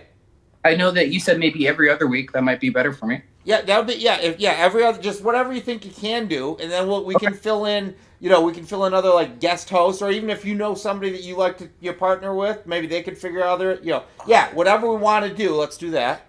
Maybe bring Nikki in for that too. Actually, I was thinking about Nikki for something Yeah. on that. So, all right, Okay. so we're going to go back to our break situation. We're going to try to then, we're going to be joining a Zoom. If you guys want to stay on for that, great. If not, we'll try no to worries. feed you in. So. But yeah, awesome. Thank you for coming, joining us tonight. And we'll definitely be following up with this either a week, 2 weeks. Well, I guess either way, Sierra, we can meet. We'll be next. We'll follow up on this in a week, and we'll figure out where it goes with Nick from there. As far as and- Okay, I'm online, going we're to still talk to live my streaming. co-host Justin. Yeah, right. Yeah, our son will be a part of this too. Yeah. Sounds good. He Yeah, kind of wants to be a Justin part could of the be Game my Talk every thing. other week. What's that? Okay. Hey, well, we're still live streaming, so do you want to go into break now? Yeah, so we're going to go into a break. Again, a couple minute break. We're going to be joining them. If you guys are on, we'll try to pipe you in. If you jump off, we'll connect with you offline. All right, sounds good. Thanks. Bye. Good night. Good night.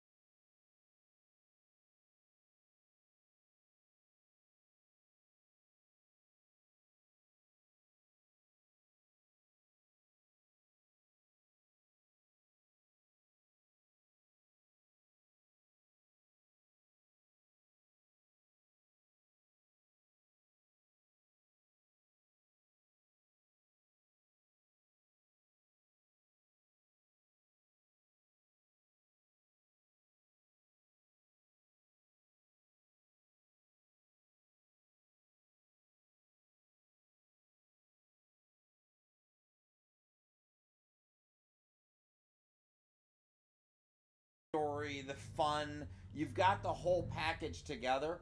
You can really bring this awesome communication message and just have so much fun with it socially. Yeah, that's what we're trying to do, actually. We're going to be having Andy work on a comic book for us that, it's going to have the heroes, the villains, it's going to be targeting a younger demographic so kids can have fun with the idea of permacultures and freedom and, beat up the bad guys along the way. Well, I definitely would love to kind of talk about putting Beak in there as something to be shared. I don't know if you shared that with your team. I just kind of, I know I threw it in that one group, but yeah. So I made that little NFT that is Beak, which was inspired by the Pirate Project. At some point, maybe we'll make it a little more public whenever everybody wants to do with whatever. But hey, tonight we wanted to talk a little bit about formatting and really kind of getting this in a way that you feel really speaks to your market, and then maybe in a couple weeks trying to expand how this conversation is going between us. What thoughts have you had on that? I actually was just messing around with OBS before we got into this chat here, and I was able to get it so I was on a screen there with video right next to me, and then I was able to I'm going to be able to, through Discord, take us three or the other three and put them on the bottom of the screen. So when you pull us into your podcast, you'll just pull in a single screen that will have all of us on it. That's basically what we're doing here. And that's what this is, right? Yeah. So we have a green screen up, but I think that's just an overlay. We were playing with the actual green screen aspect, but it didn't work. It actually is a green screen. Oh, that is the green. Okay, so that's actually the green screen working. Oh, now. Nice. Yeah. And we're definitely still So is that what you've done now with theirs? Yep. Okay, so you're all across the top. There's also a link that we haven't played with yet, but apparently there's a way that we could give each other an OBS link, and we would pull each other's stream directly into OBS. Oh. That would be nice. Right, so that would be kind of cool. It would just give us a lot more play on how those lay out. But that's awesome. That's awesome. So yeah, we're probably gonna take and start either recording or streaming our meetings on Monday. So because on Monday it's just gonna be like, on Thursdays we have like an extended group meeting. No one's really showing up yet, but once we have more followers, these are going to be meetings where anybody can come and participate and ask questions. But on Mondays we have just us four main pirates, and those are the ones we want to have a topic and really start talking about things, recording them, and either start streaming them to YouTube or editing them and posting them later on. So if you guys are game, we started something called Udicci.TV about 7 years ago. That's when we had a studio here in town. And we're really just working on it. But tonight, for the first time in years, we were actually able to stream our YouTube through Udicci.TV. So to the degree that you guys are interested in just kind of going through yet another channel, there's not much going on there yet, but we would love to even have you guys like scheduled on your Mondays as you'd want, or to post it out through there, which it really just picks up through your YouTube. Yeah. So basically it would just take the YouTube from our channel and then stream it back out through your website. Yeah, I'm fine with that. Definitely. Yeah, it's just kind of, again, right now we're just having silly fun, right? We're just trying to figure out how to pull together all these years of things that have been sitting in the closet and turn them into something, good for the generations, if you will. So on your Thursday nights then, I like the idea of just the conversation. That's really what we're doing, and that's what, now we've grown into 3 hours. The first hour we take on more or less blockchain, technically speaking, and really what we're working on. The next hour, what we just laid out before talking to you guys, we're doing this sort of be the best version of you in the first half hour. And the second half hour, it's kind of game time. My daughter's going to be leading that one up, which she's this rabid Buffalo Bills fan. So we're going to pull in the whole idea like NFL talk, but how to be your best self. and the overall theme is like decrypting economy. So we're going to sort of take the economics conversation in here, tie it to your personal well-being, but also how do you become a champion.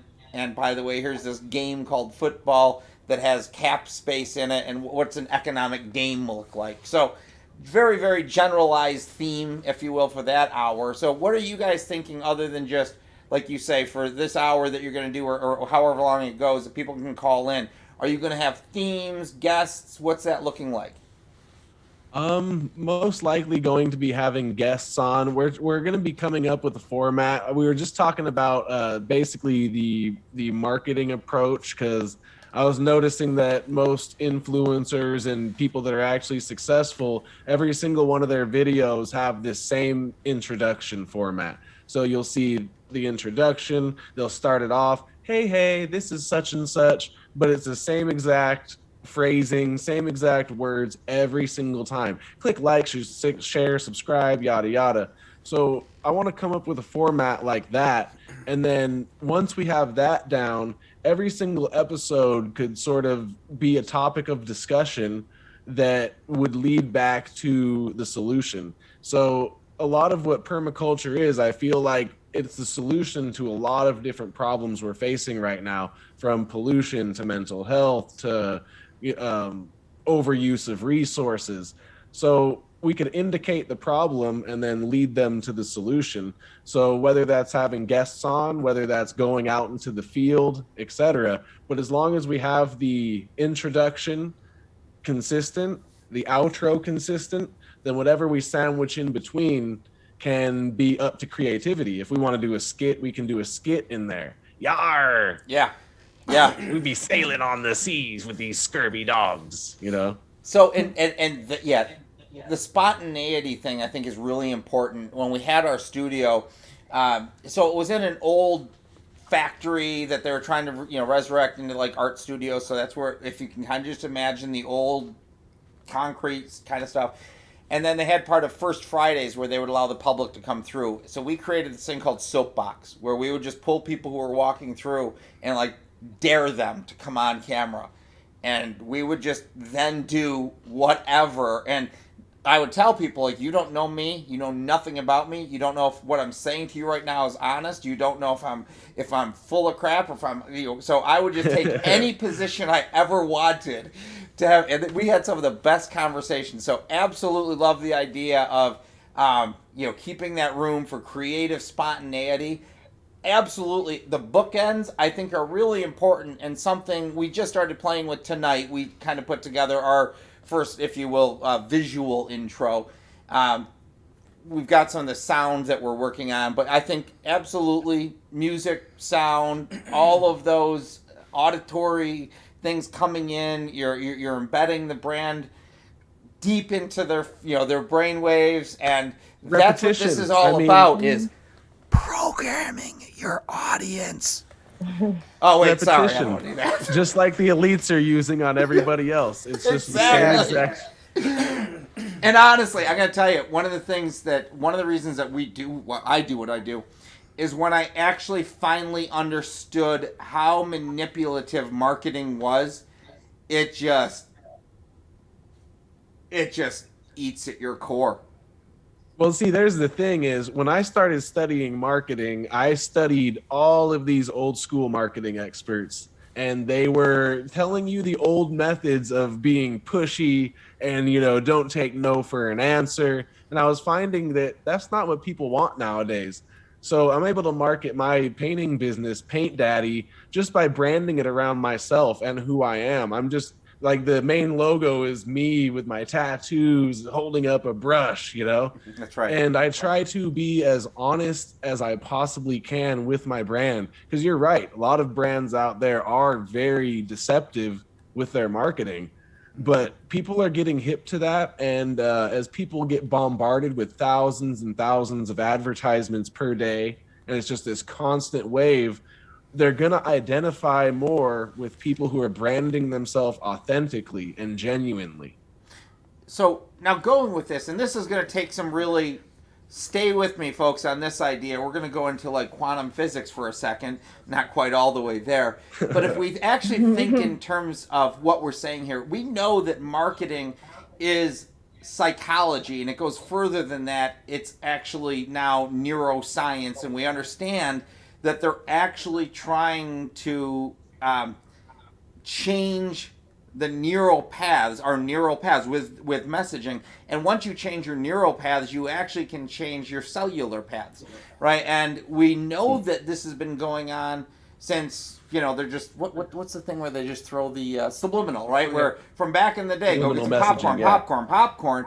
And, people think that that's gone away, but reality, and this is where it starts to sound like conspiracy, there is data that is can be and is carried through every single LED, and we absolutely know that the technology exists to impact our nervous system using light, right? Yeah. So this is a really interesting thing when you start to recognize most people have no idea to what degree they're being programmed. When we think in terms of color theory and all of those other things, this just gets lost on people, and we're literally reprogramming hearts and minds. Now, I'm going to take a big jump here and say, can you imagine the difference of the light that is going into your eyes when it's reflecting off of the chlorophyll in the plants?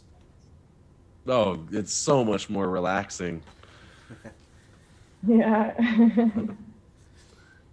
Hey, to go along with what you were saying about being programmed through sound, through this, through that, I was listening to it was on NPR or something, and it was a woman that did the sound production for Top Gun.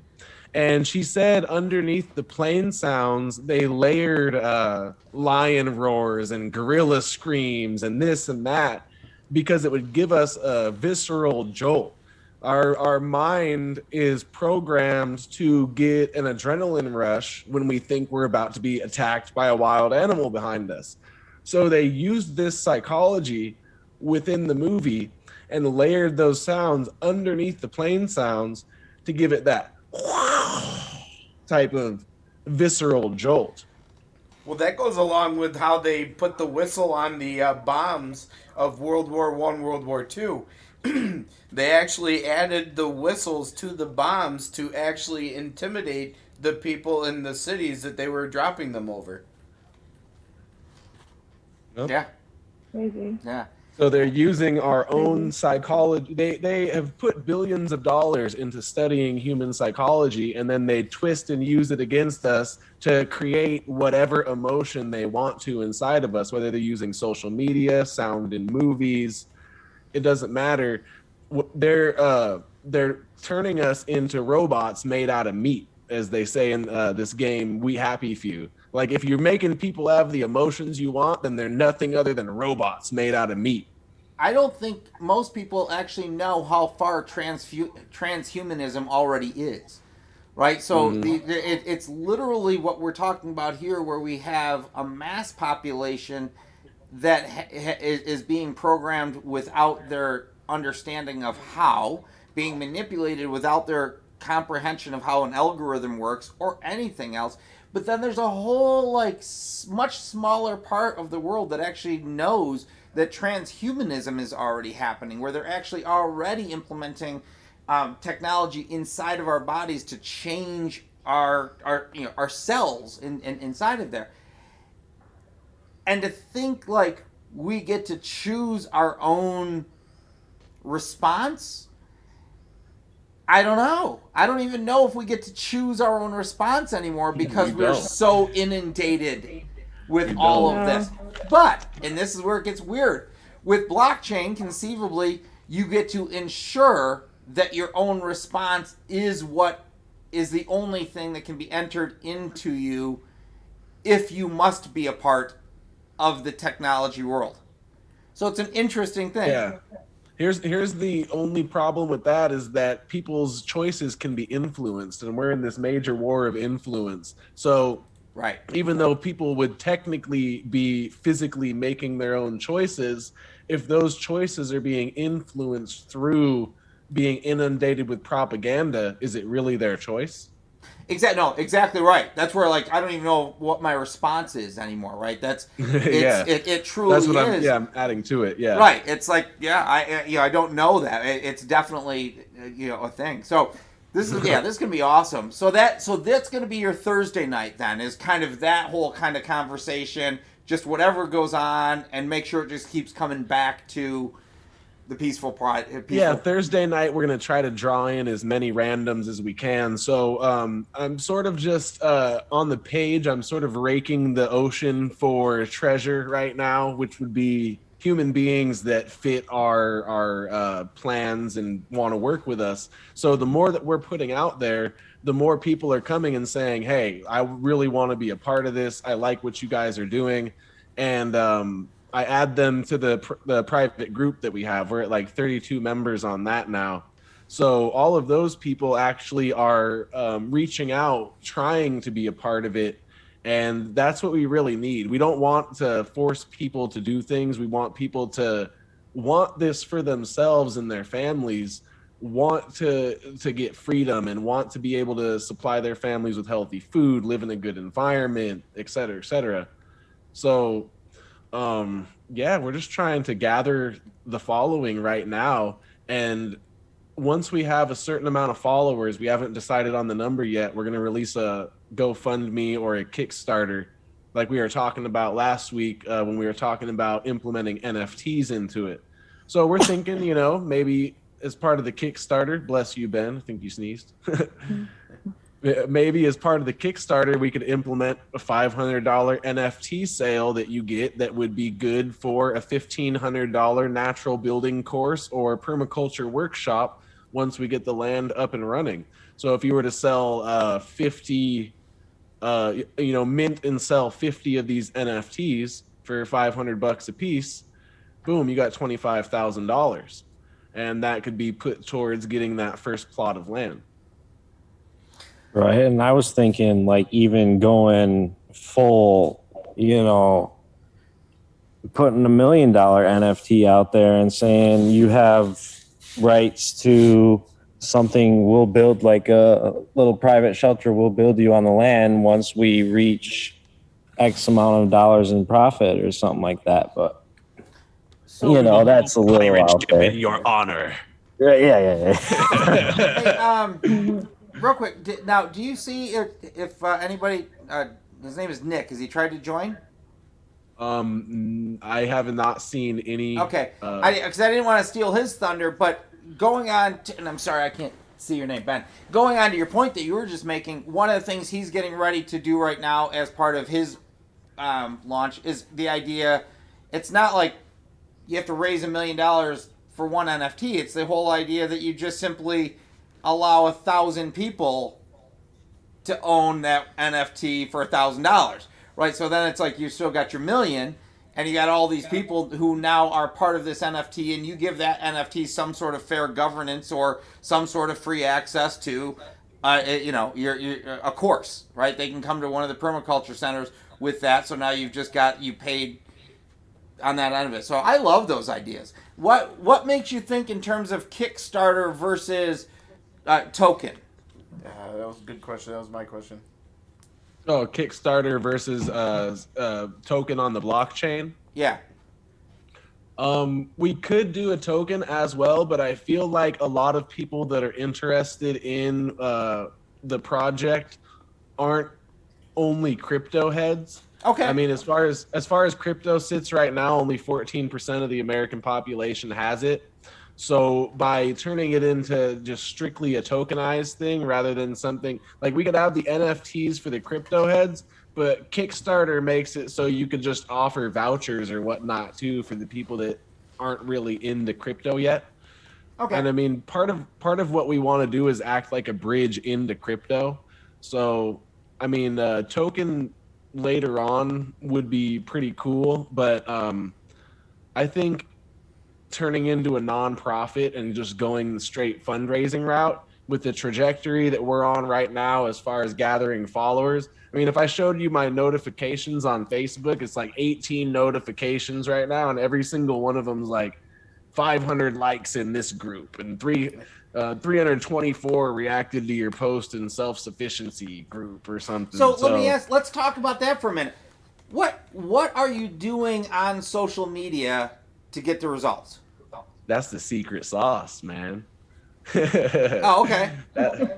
That's the whole secret sauce right there. Basically there is a marketing technique where on Facebook, this is really the Facebook hack right here. I don't know if I should even. You mean, are you talking about like the funnel thing?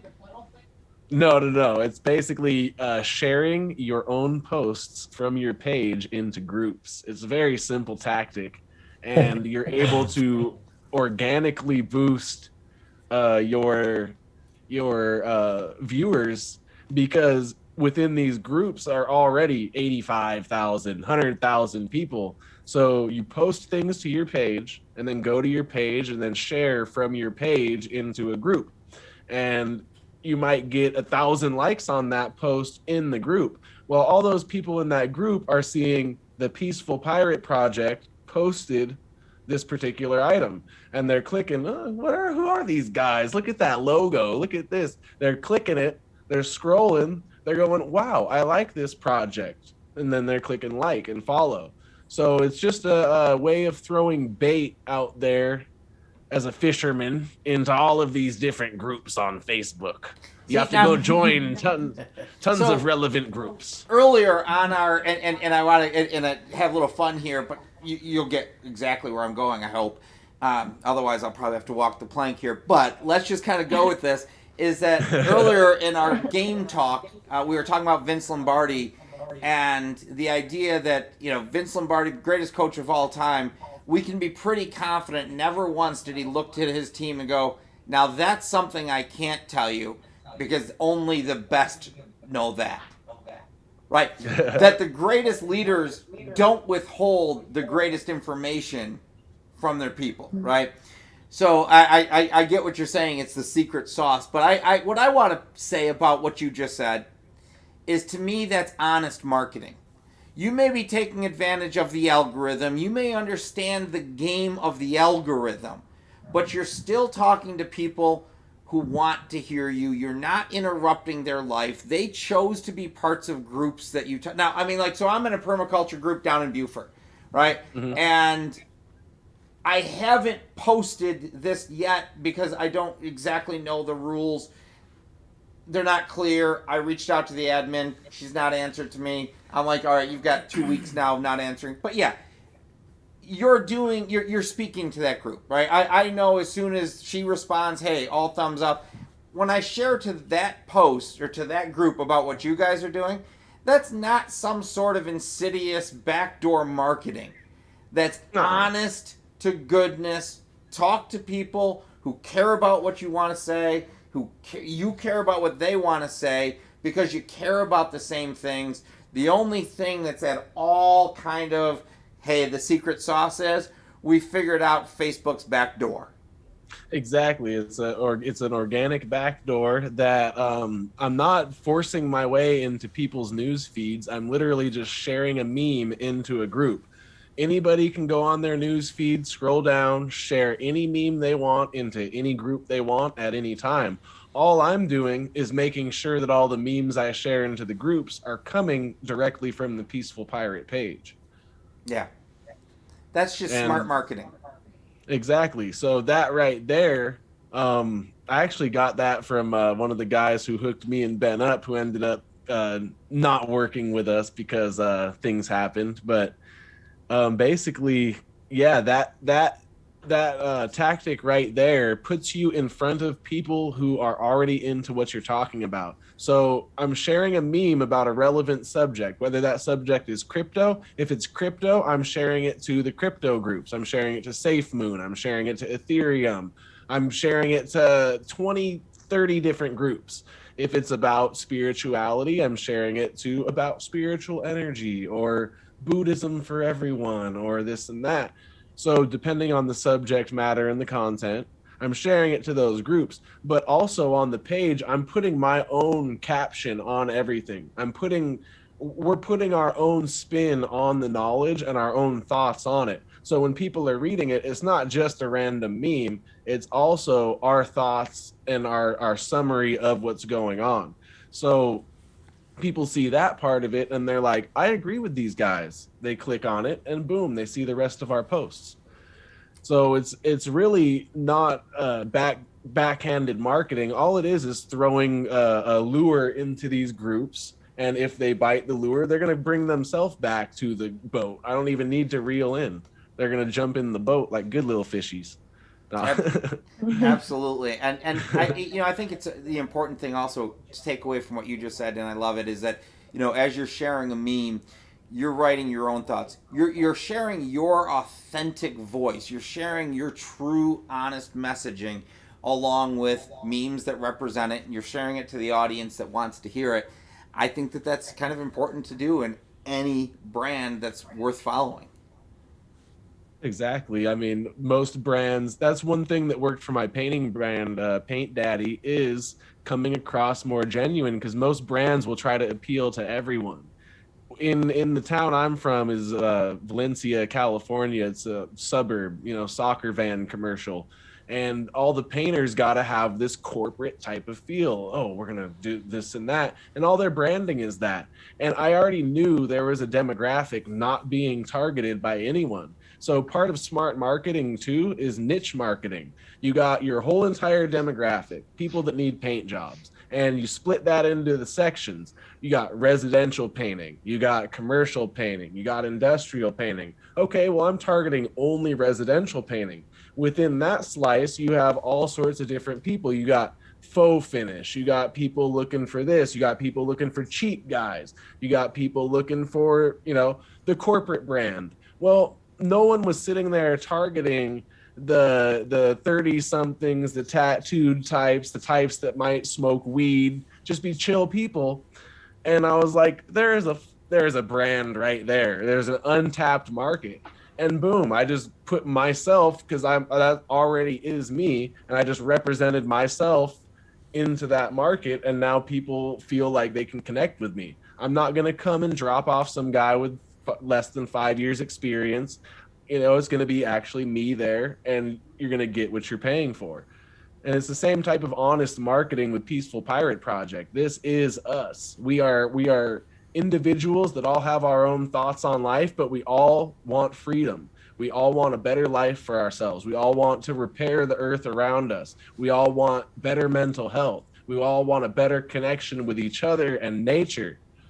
So we're coming together based on that. And that is the genuinity behind the project. So if we're all just coming from that angle and being who we are, then things are going to work. It's just going to flow. Amen. So, hey, we're coming up on 10 o'clock. So what kind of thoughts would you have about going forward? I think, from our side, now, once I go back to South Carolina, I'll have to figure out a lot of technology stuff, but Tim should still be able to do. Oh, I could just come in through Discord. Anyways, yeah. So it'll change. The look will change on our end. Tim may end. Well, yeah. So you can still do it from here. Yeah, okay. I don't know yet. So the look may change on our end. The capacity will remain the same, but generally speaking, I mean, if this is you're good with this kind of format of us just coming in, joining, having the conversation, and certainly little by little, I guess let me say it this way. Our goal, if we could do it with you guys, would be to build audiences together, right? So one of the things that we're doing in our earlier thing is I've got this program, whatever you want to call it. I currently go by, it's tagged by CEOX, CEOX. It's part of what I label under the Ministry of Entrepreneurship. The X simply means you put your name there. That's you. I have this whole idea of CEO of me. It's a little study thing that's getting developed. So anyways, that's down the road. We're creating a little game that's called Tagged by CEOX. And the way we're going to do that is just we want to bring people on to the show. We're not going to go blast that to the world, but maybe the team goes out, everybody, one person a week does a Tagged by CEOX. We'd like you to come on the show. There's something that you said we'd like to hear you tell others. with the idea that if we do that, we'll start getting some pretty organic growth quickly, some of the honest voices that we want to hear. So is there a way, then we have another thing which we've kind of set aside for a while, which is called Share Hope, same idea. Is there a way that we could maybe play tag together to grow the audiences over the next however many weeks?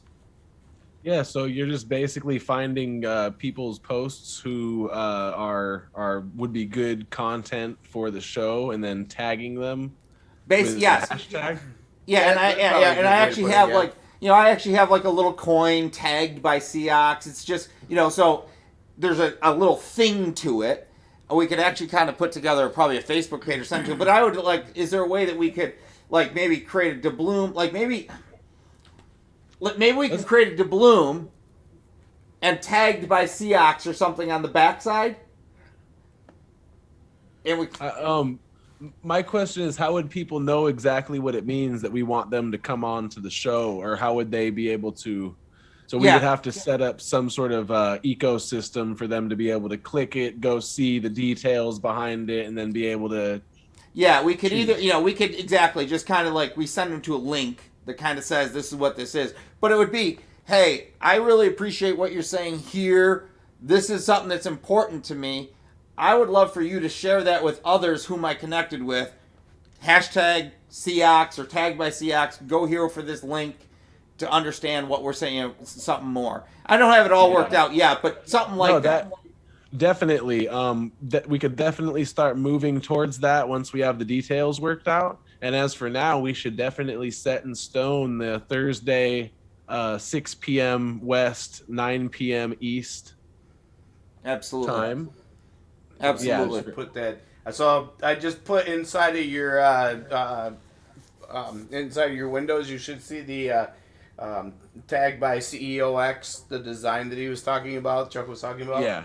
And I see it. And also, let's see. I'll fade back out for a second. And another one that Chuck was talking about is Operation Share Hope. That one's probably not as relevant right now. Okay. So hey, but there is something that just came to mind.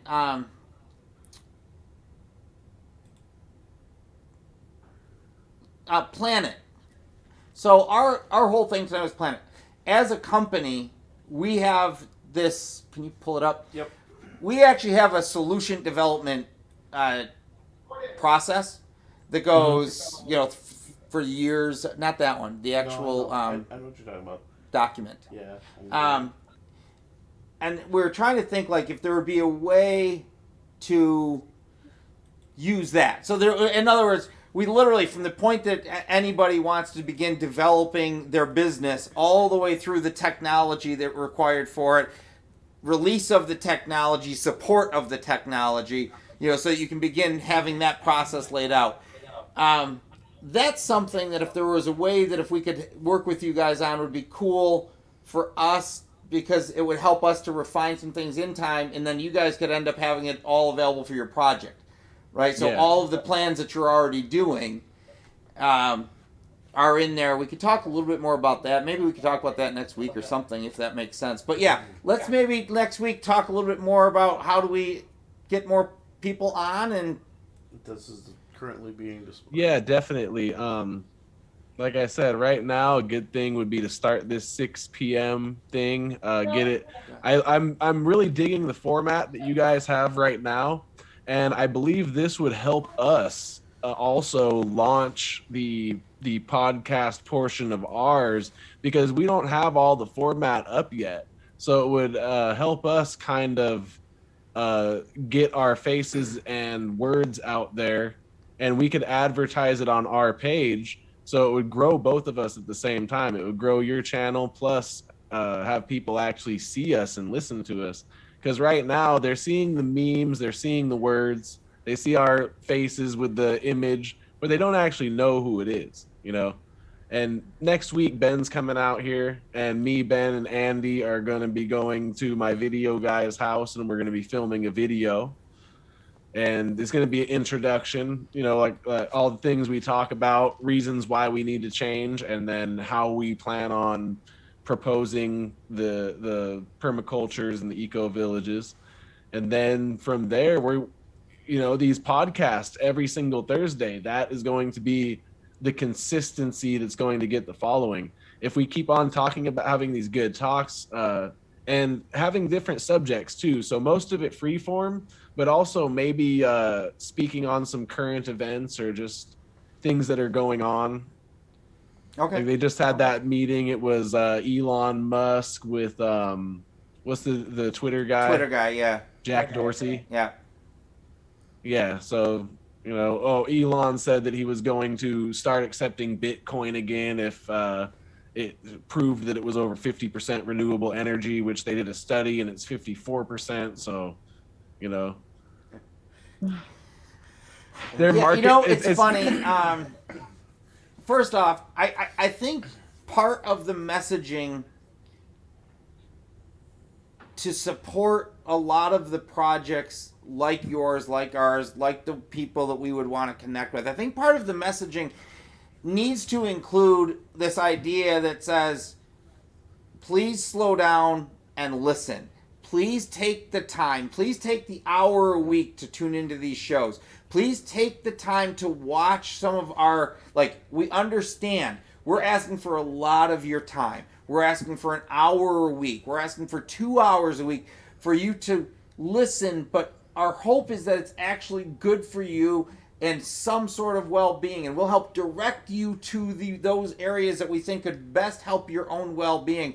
Because frankly, I was telling my wife, I'm starting to feel like we're in the billionaire show, right? That lately it's all about the billionaires and what the billionaires are talking about. And while I appreciate it, it simply says that they've learned to play the game that none of us want to play, right? So yeah. I kind of feel like you hear me. So the way I feel about this subject is this is a major war of influence. What we're dealing with here are they're using the billionaires to literally just spread manipulation, FUD, get everyone into this space thing. Hold on. My Zoom started zooming in on different window. So you're utilizing that as manipulation for the entire nation right now. It's they've been using that to control the crypto markets. They got Grayscale getting into crypto. I just heard Rockefeller, I forget exactly what their name is, but there's a Rockefeller trust out there that has millions of dollars worth of Bitcoin. So the Rockefellers, the Rothschilds just getting into Bitcoin. And yeah, it's the billionaire show. They are definitely using it to manipulate all of us right now. Yeah, it's just ridiculous. But I am still hopeful. I understand. I think it was that same Elon Musk and whoever. There was two other people that were on that, and they were talking about the network effect, and that makes Bitcoin kind of like the still champion. And I think from that perspective, they're right. But I think we're going to start getting away from Bitcoin specifically and get more toward, if you will, the resource-based economies where we're not really trying to value everything against a currency that we have no say in. We were talking earlier tonight about stable coins, and while that's nice, all it really does is provides some sort of measure that we want to get away from anyways. But okay, yeah. It makes sense. Let's start with something we understand, and let's start weeding ourselves off from this false value that's in the currency that we use every day, and actually start finding the currencies that we believe have the real value, and let's exchange inside of there without concern what's going on outside. Well, see, that's where the war of influence comes back. I remember what I was going to say at the beginning of that now. So they have so much power over influencing everyone that we have to sort of use the same technologies they are. Simply asking for a person's hour of their time isn't going to be enough, because we're competing with people who are using billions of dollars of research to grab their conscious time. I can show you a video of former Facebook president Sean Parker, and he says we are literally creating creating a social validation feedback loop, and he talks about consuming as much of your conscious time and attention as possible. So this war of influence, we have to use the same exact type of technologies that they're using, or else we're not going to win it. They're using frequencies to manipulate people's alpha waves in their brain. They're doing this. They're using so many things. Imagine like when the settlers came into the Americas, right? And the Indians, the natives, if they didn't adapt to the technology that was being used against them, they were just going to be blown away. I mean, they were destroyed anyway. But the Apaches learned to ride horses and pick up the same weapons as their enemies, and that's how they were able to defend themselves. So if we're sitting here trying to fight a war of influence and we're not using the same type of technologies they are, we need to make it entertaining. We need to make it, we're not going to manipulate them like they are, but we still need to attract them and make it fun for them because we're battling for their influence. What's going to make them choose us over choosing an hour of Tiger King? Well, or a 3 to 10 second video that they watch one after another on Facebook. right. Yeah. Or Pornhub, for example. Why would they go to us when they can just go sit here and go to some freaking webcam model, right? Why would they go to us when they can go to Twitch right now and there's some female streaming some game with her ultra cleavage showing, and they'd rather watch that? Here's why. Because at some point in time, people need to grow up and and realize they have the right and they have the choice, and not only that, they have the responsibility to choose what will influence their life. Right? Yep. At some point in time, that has to happen. And it's not to say it's going to be perfect, but you do get to choose your influence, and then you get to walk it out accordingly and sort of judge yourself against your choice of your influence. That kind of idea. Do whatever you want with it. But I think that you really hit home. I mean, so much tonight. But one of the things, and I know you're not the first person to say it, but I think I'm going to just keep giving you credit for this one, is our little character, Ulysses, who's our stick figure, is in a story. We left him off in the cloud, and he was on the road to Icon as he was walking through basically a very treacherous wartime. I'd never given a name to the war, but I think we now have the name that's of the war, and it's the war of influence. I think that you're spot on that is exactly what we're facing right now, is a war of influence. And you're 100% right. We have to use the technologies that they use. And frankly, one of the biggest weapons that's been deployed against any group of people is a currency. And the biggest empires were built around those who had central banks that worked the best. Right? Yep. I mean, that's the British Empire in America. We have the strongest central banks. We're seeing that the central banks around the world are getting threatened, and that's not a bad thing. But they're not going to like it. They're not going to like it one bit, because that currency and is what determines how they get to govern us.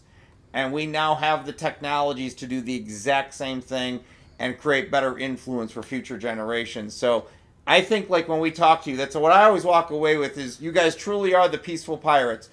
And when you leave an island after 10 years, you leave it with a forest that's going to be producing for generations. And you go on to the next island and you do the same thing. And you create trade routes between those islands so that people always can care for their neighbor, always make sure there's enough food, and always have the well-being going on. You get the plan. You just literally nailed the plan. That's exactly what we want to do.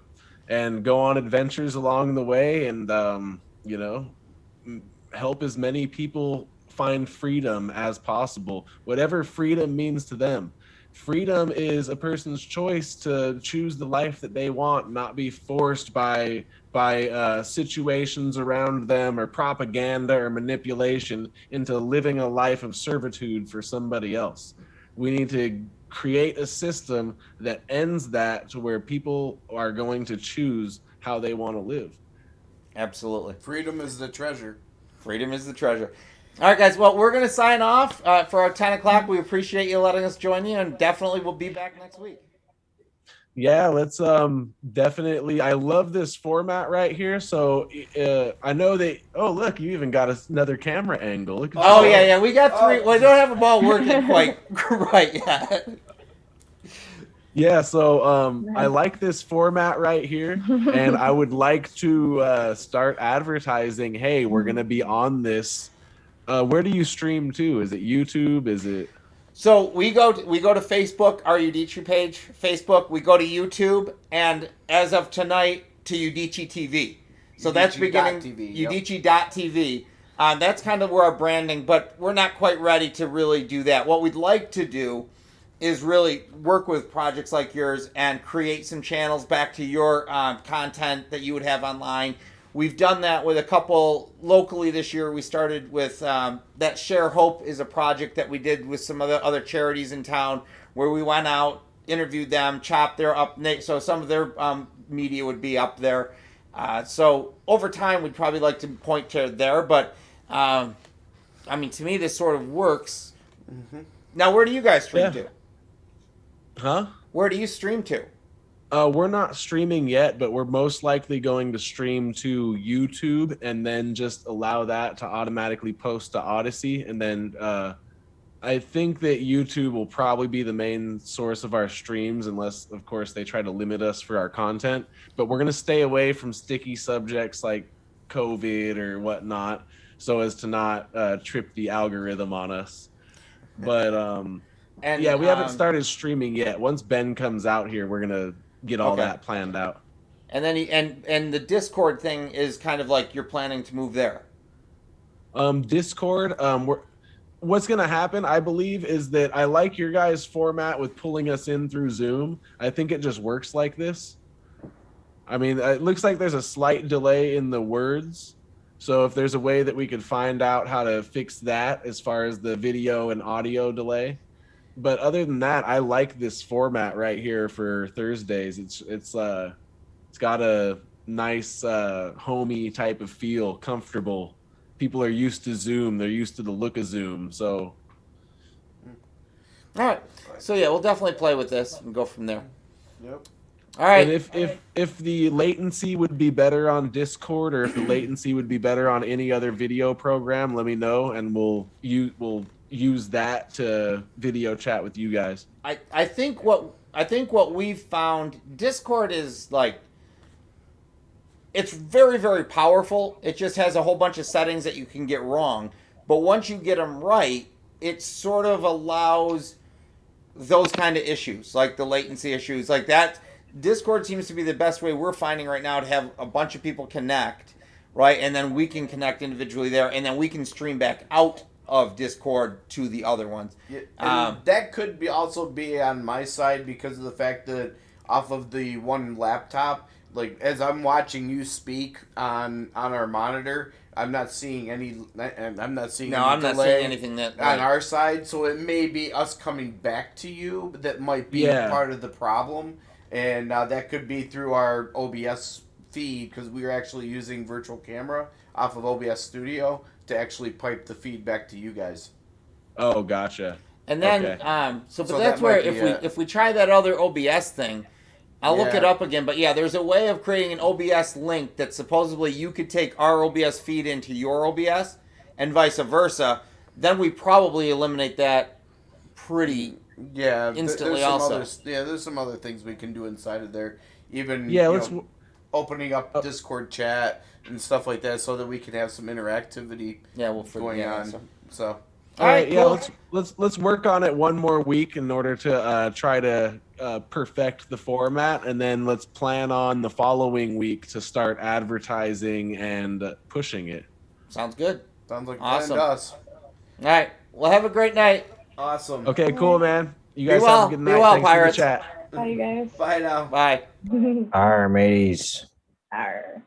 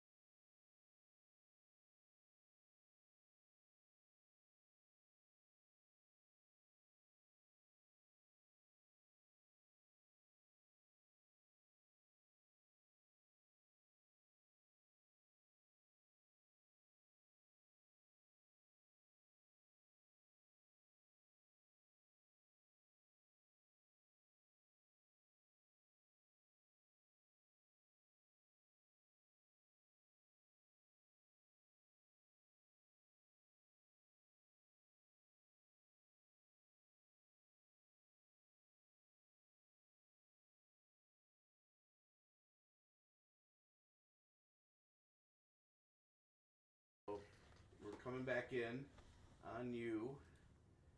Properties. Let's see. Did I get? Oops. I think I still got the wrong one. Filters. Nope, they're all off. Okay, you should be live actually. Hello, neighbor. Thank you for tuning in tonight. We hope you've appreciated our show. But it's time to go. It's time to say goodnight.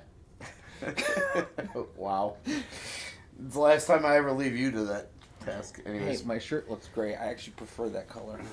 Yeah, we got it. Not Oh, that look color, how though. horrible that look. Oh, the chroma key is. Oh, applying- that's funny. That's kind of funny. That's funny. Actually, you know what? So I gotta figure out. I gotta play with the chroma key. I a don't little bit. dislike it though. I kind of Yeah. think it's funny because like, Yeah. who cares? It's sort of like everything is supposed to be pixelated. Yeah. You know. Yeah. I think that this is fun. By the way, go this way. I think it's Yeah, fun yeah. not only having this, but now Yeah. having. Oh yeah, the other one things over in there. Yeah. Yeah, I think Oh, that actually, that's kind of yeah, fun. Hold on, we gotta turn off the peaceful pirates because they're no longer with us. So that's kind of neat, isn't it? How it fades out like that. Yeah. So production on the fly. I've been kind of playing with it a little bit. Because while you we've set been- it up that like so. Say you clicked on Thursday. Because you set those up almost as if they were the hots and whatever you click became there. You can't click it inside of there. The video. Oh, there's no clicking over there. No, Yeah. on there you can. Oh, I'm saying, could you set up, let's say, the Thursday night social that's up in the right-hand corner, that if you click that, it became what's in the center screen? No, but I can Okay. set this up to make that change. Do something like that, Yeah. okay. Yeah, this is where like the new versions of Touch Portal. Man, anybody who uses OBS Studio, highly recommend Touch Portal. They have really simplified a lot of the way you set things up. So I could actually switch out that planet inside of the green screen window. I could have a switch to guest 1, guest 2, and actually with Touch Portal, I can also make it interact with Discord. So if we had Discord up, I could actually switch from different types of views or turn volumes off, stuff like that, right through Touch Portal as Okay. part of a process. So we could do a lot of production. So we're inside going to have of to, that. like, I'm going to have to look at getting OBS. OBS I is... don't know yet. Let's maybe, but let's See, but look then at if I could do this kind of stuff, right. like, then We good. could set each other up inside. Exactly. Yeah. And it's like you can Yeah. kind of, jump back and forth. I think it'd be Because good in if that we sense. did I mean, like and- a green screen behind me and set my chair, just me and well, that's what I'm my thinking. chair, Like, yeah. if I created, like we were talking about, if we create the matching kind of things, it could Yep. be kind of fun yeah, in a way, right? Like, yep.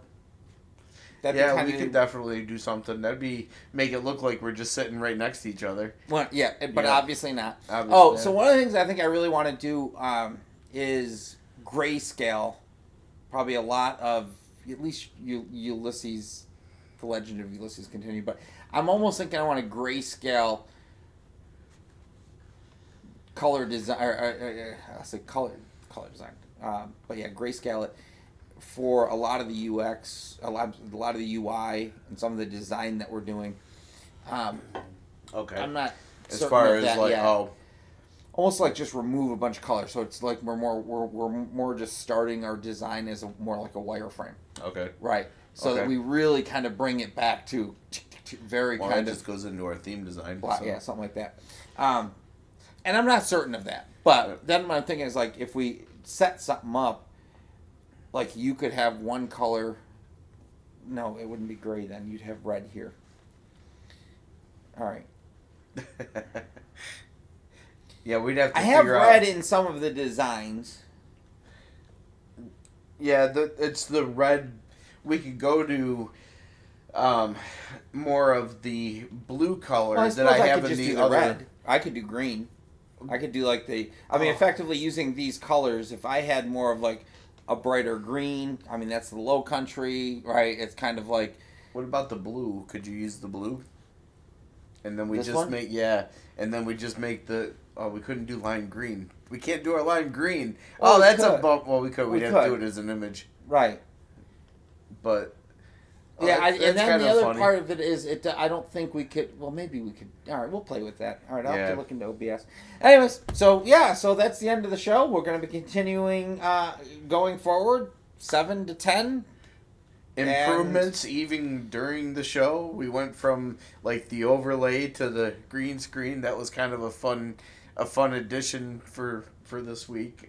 Getting that, I mean, stupid things that just are fun. No, little I think production all of it. I things. think, like you were saying, like you know, all of that kind of matters as Yeah. we're trying to reach out. Our floating microphone. Have you ever looked at like the fact that our Oh, fancy! It's magic. It floats. Look at this. You yeah, exactly completely. It's a yeah. perfect. It floats.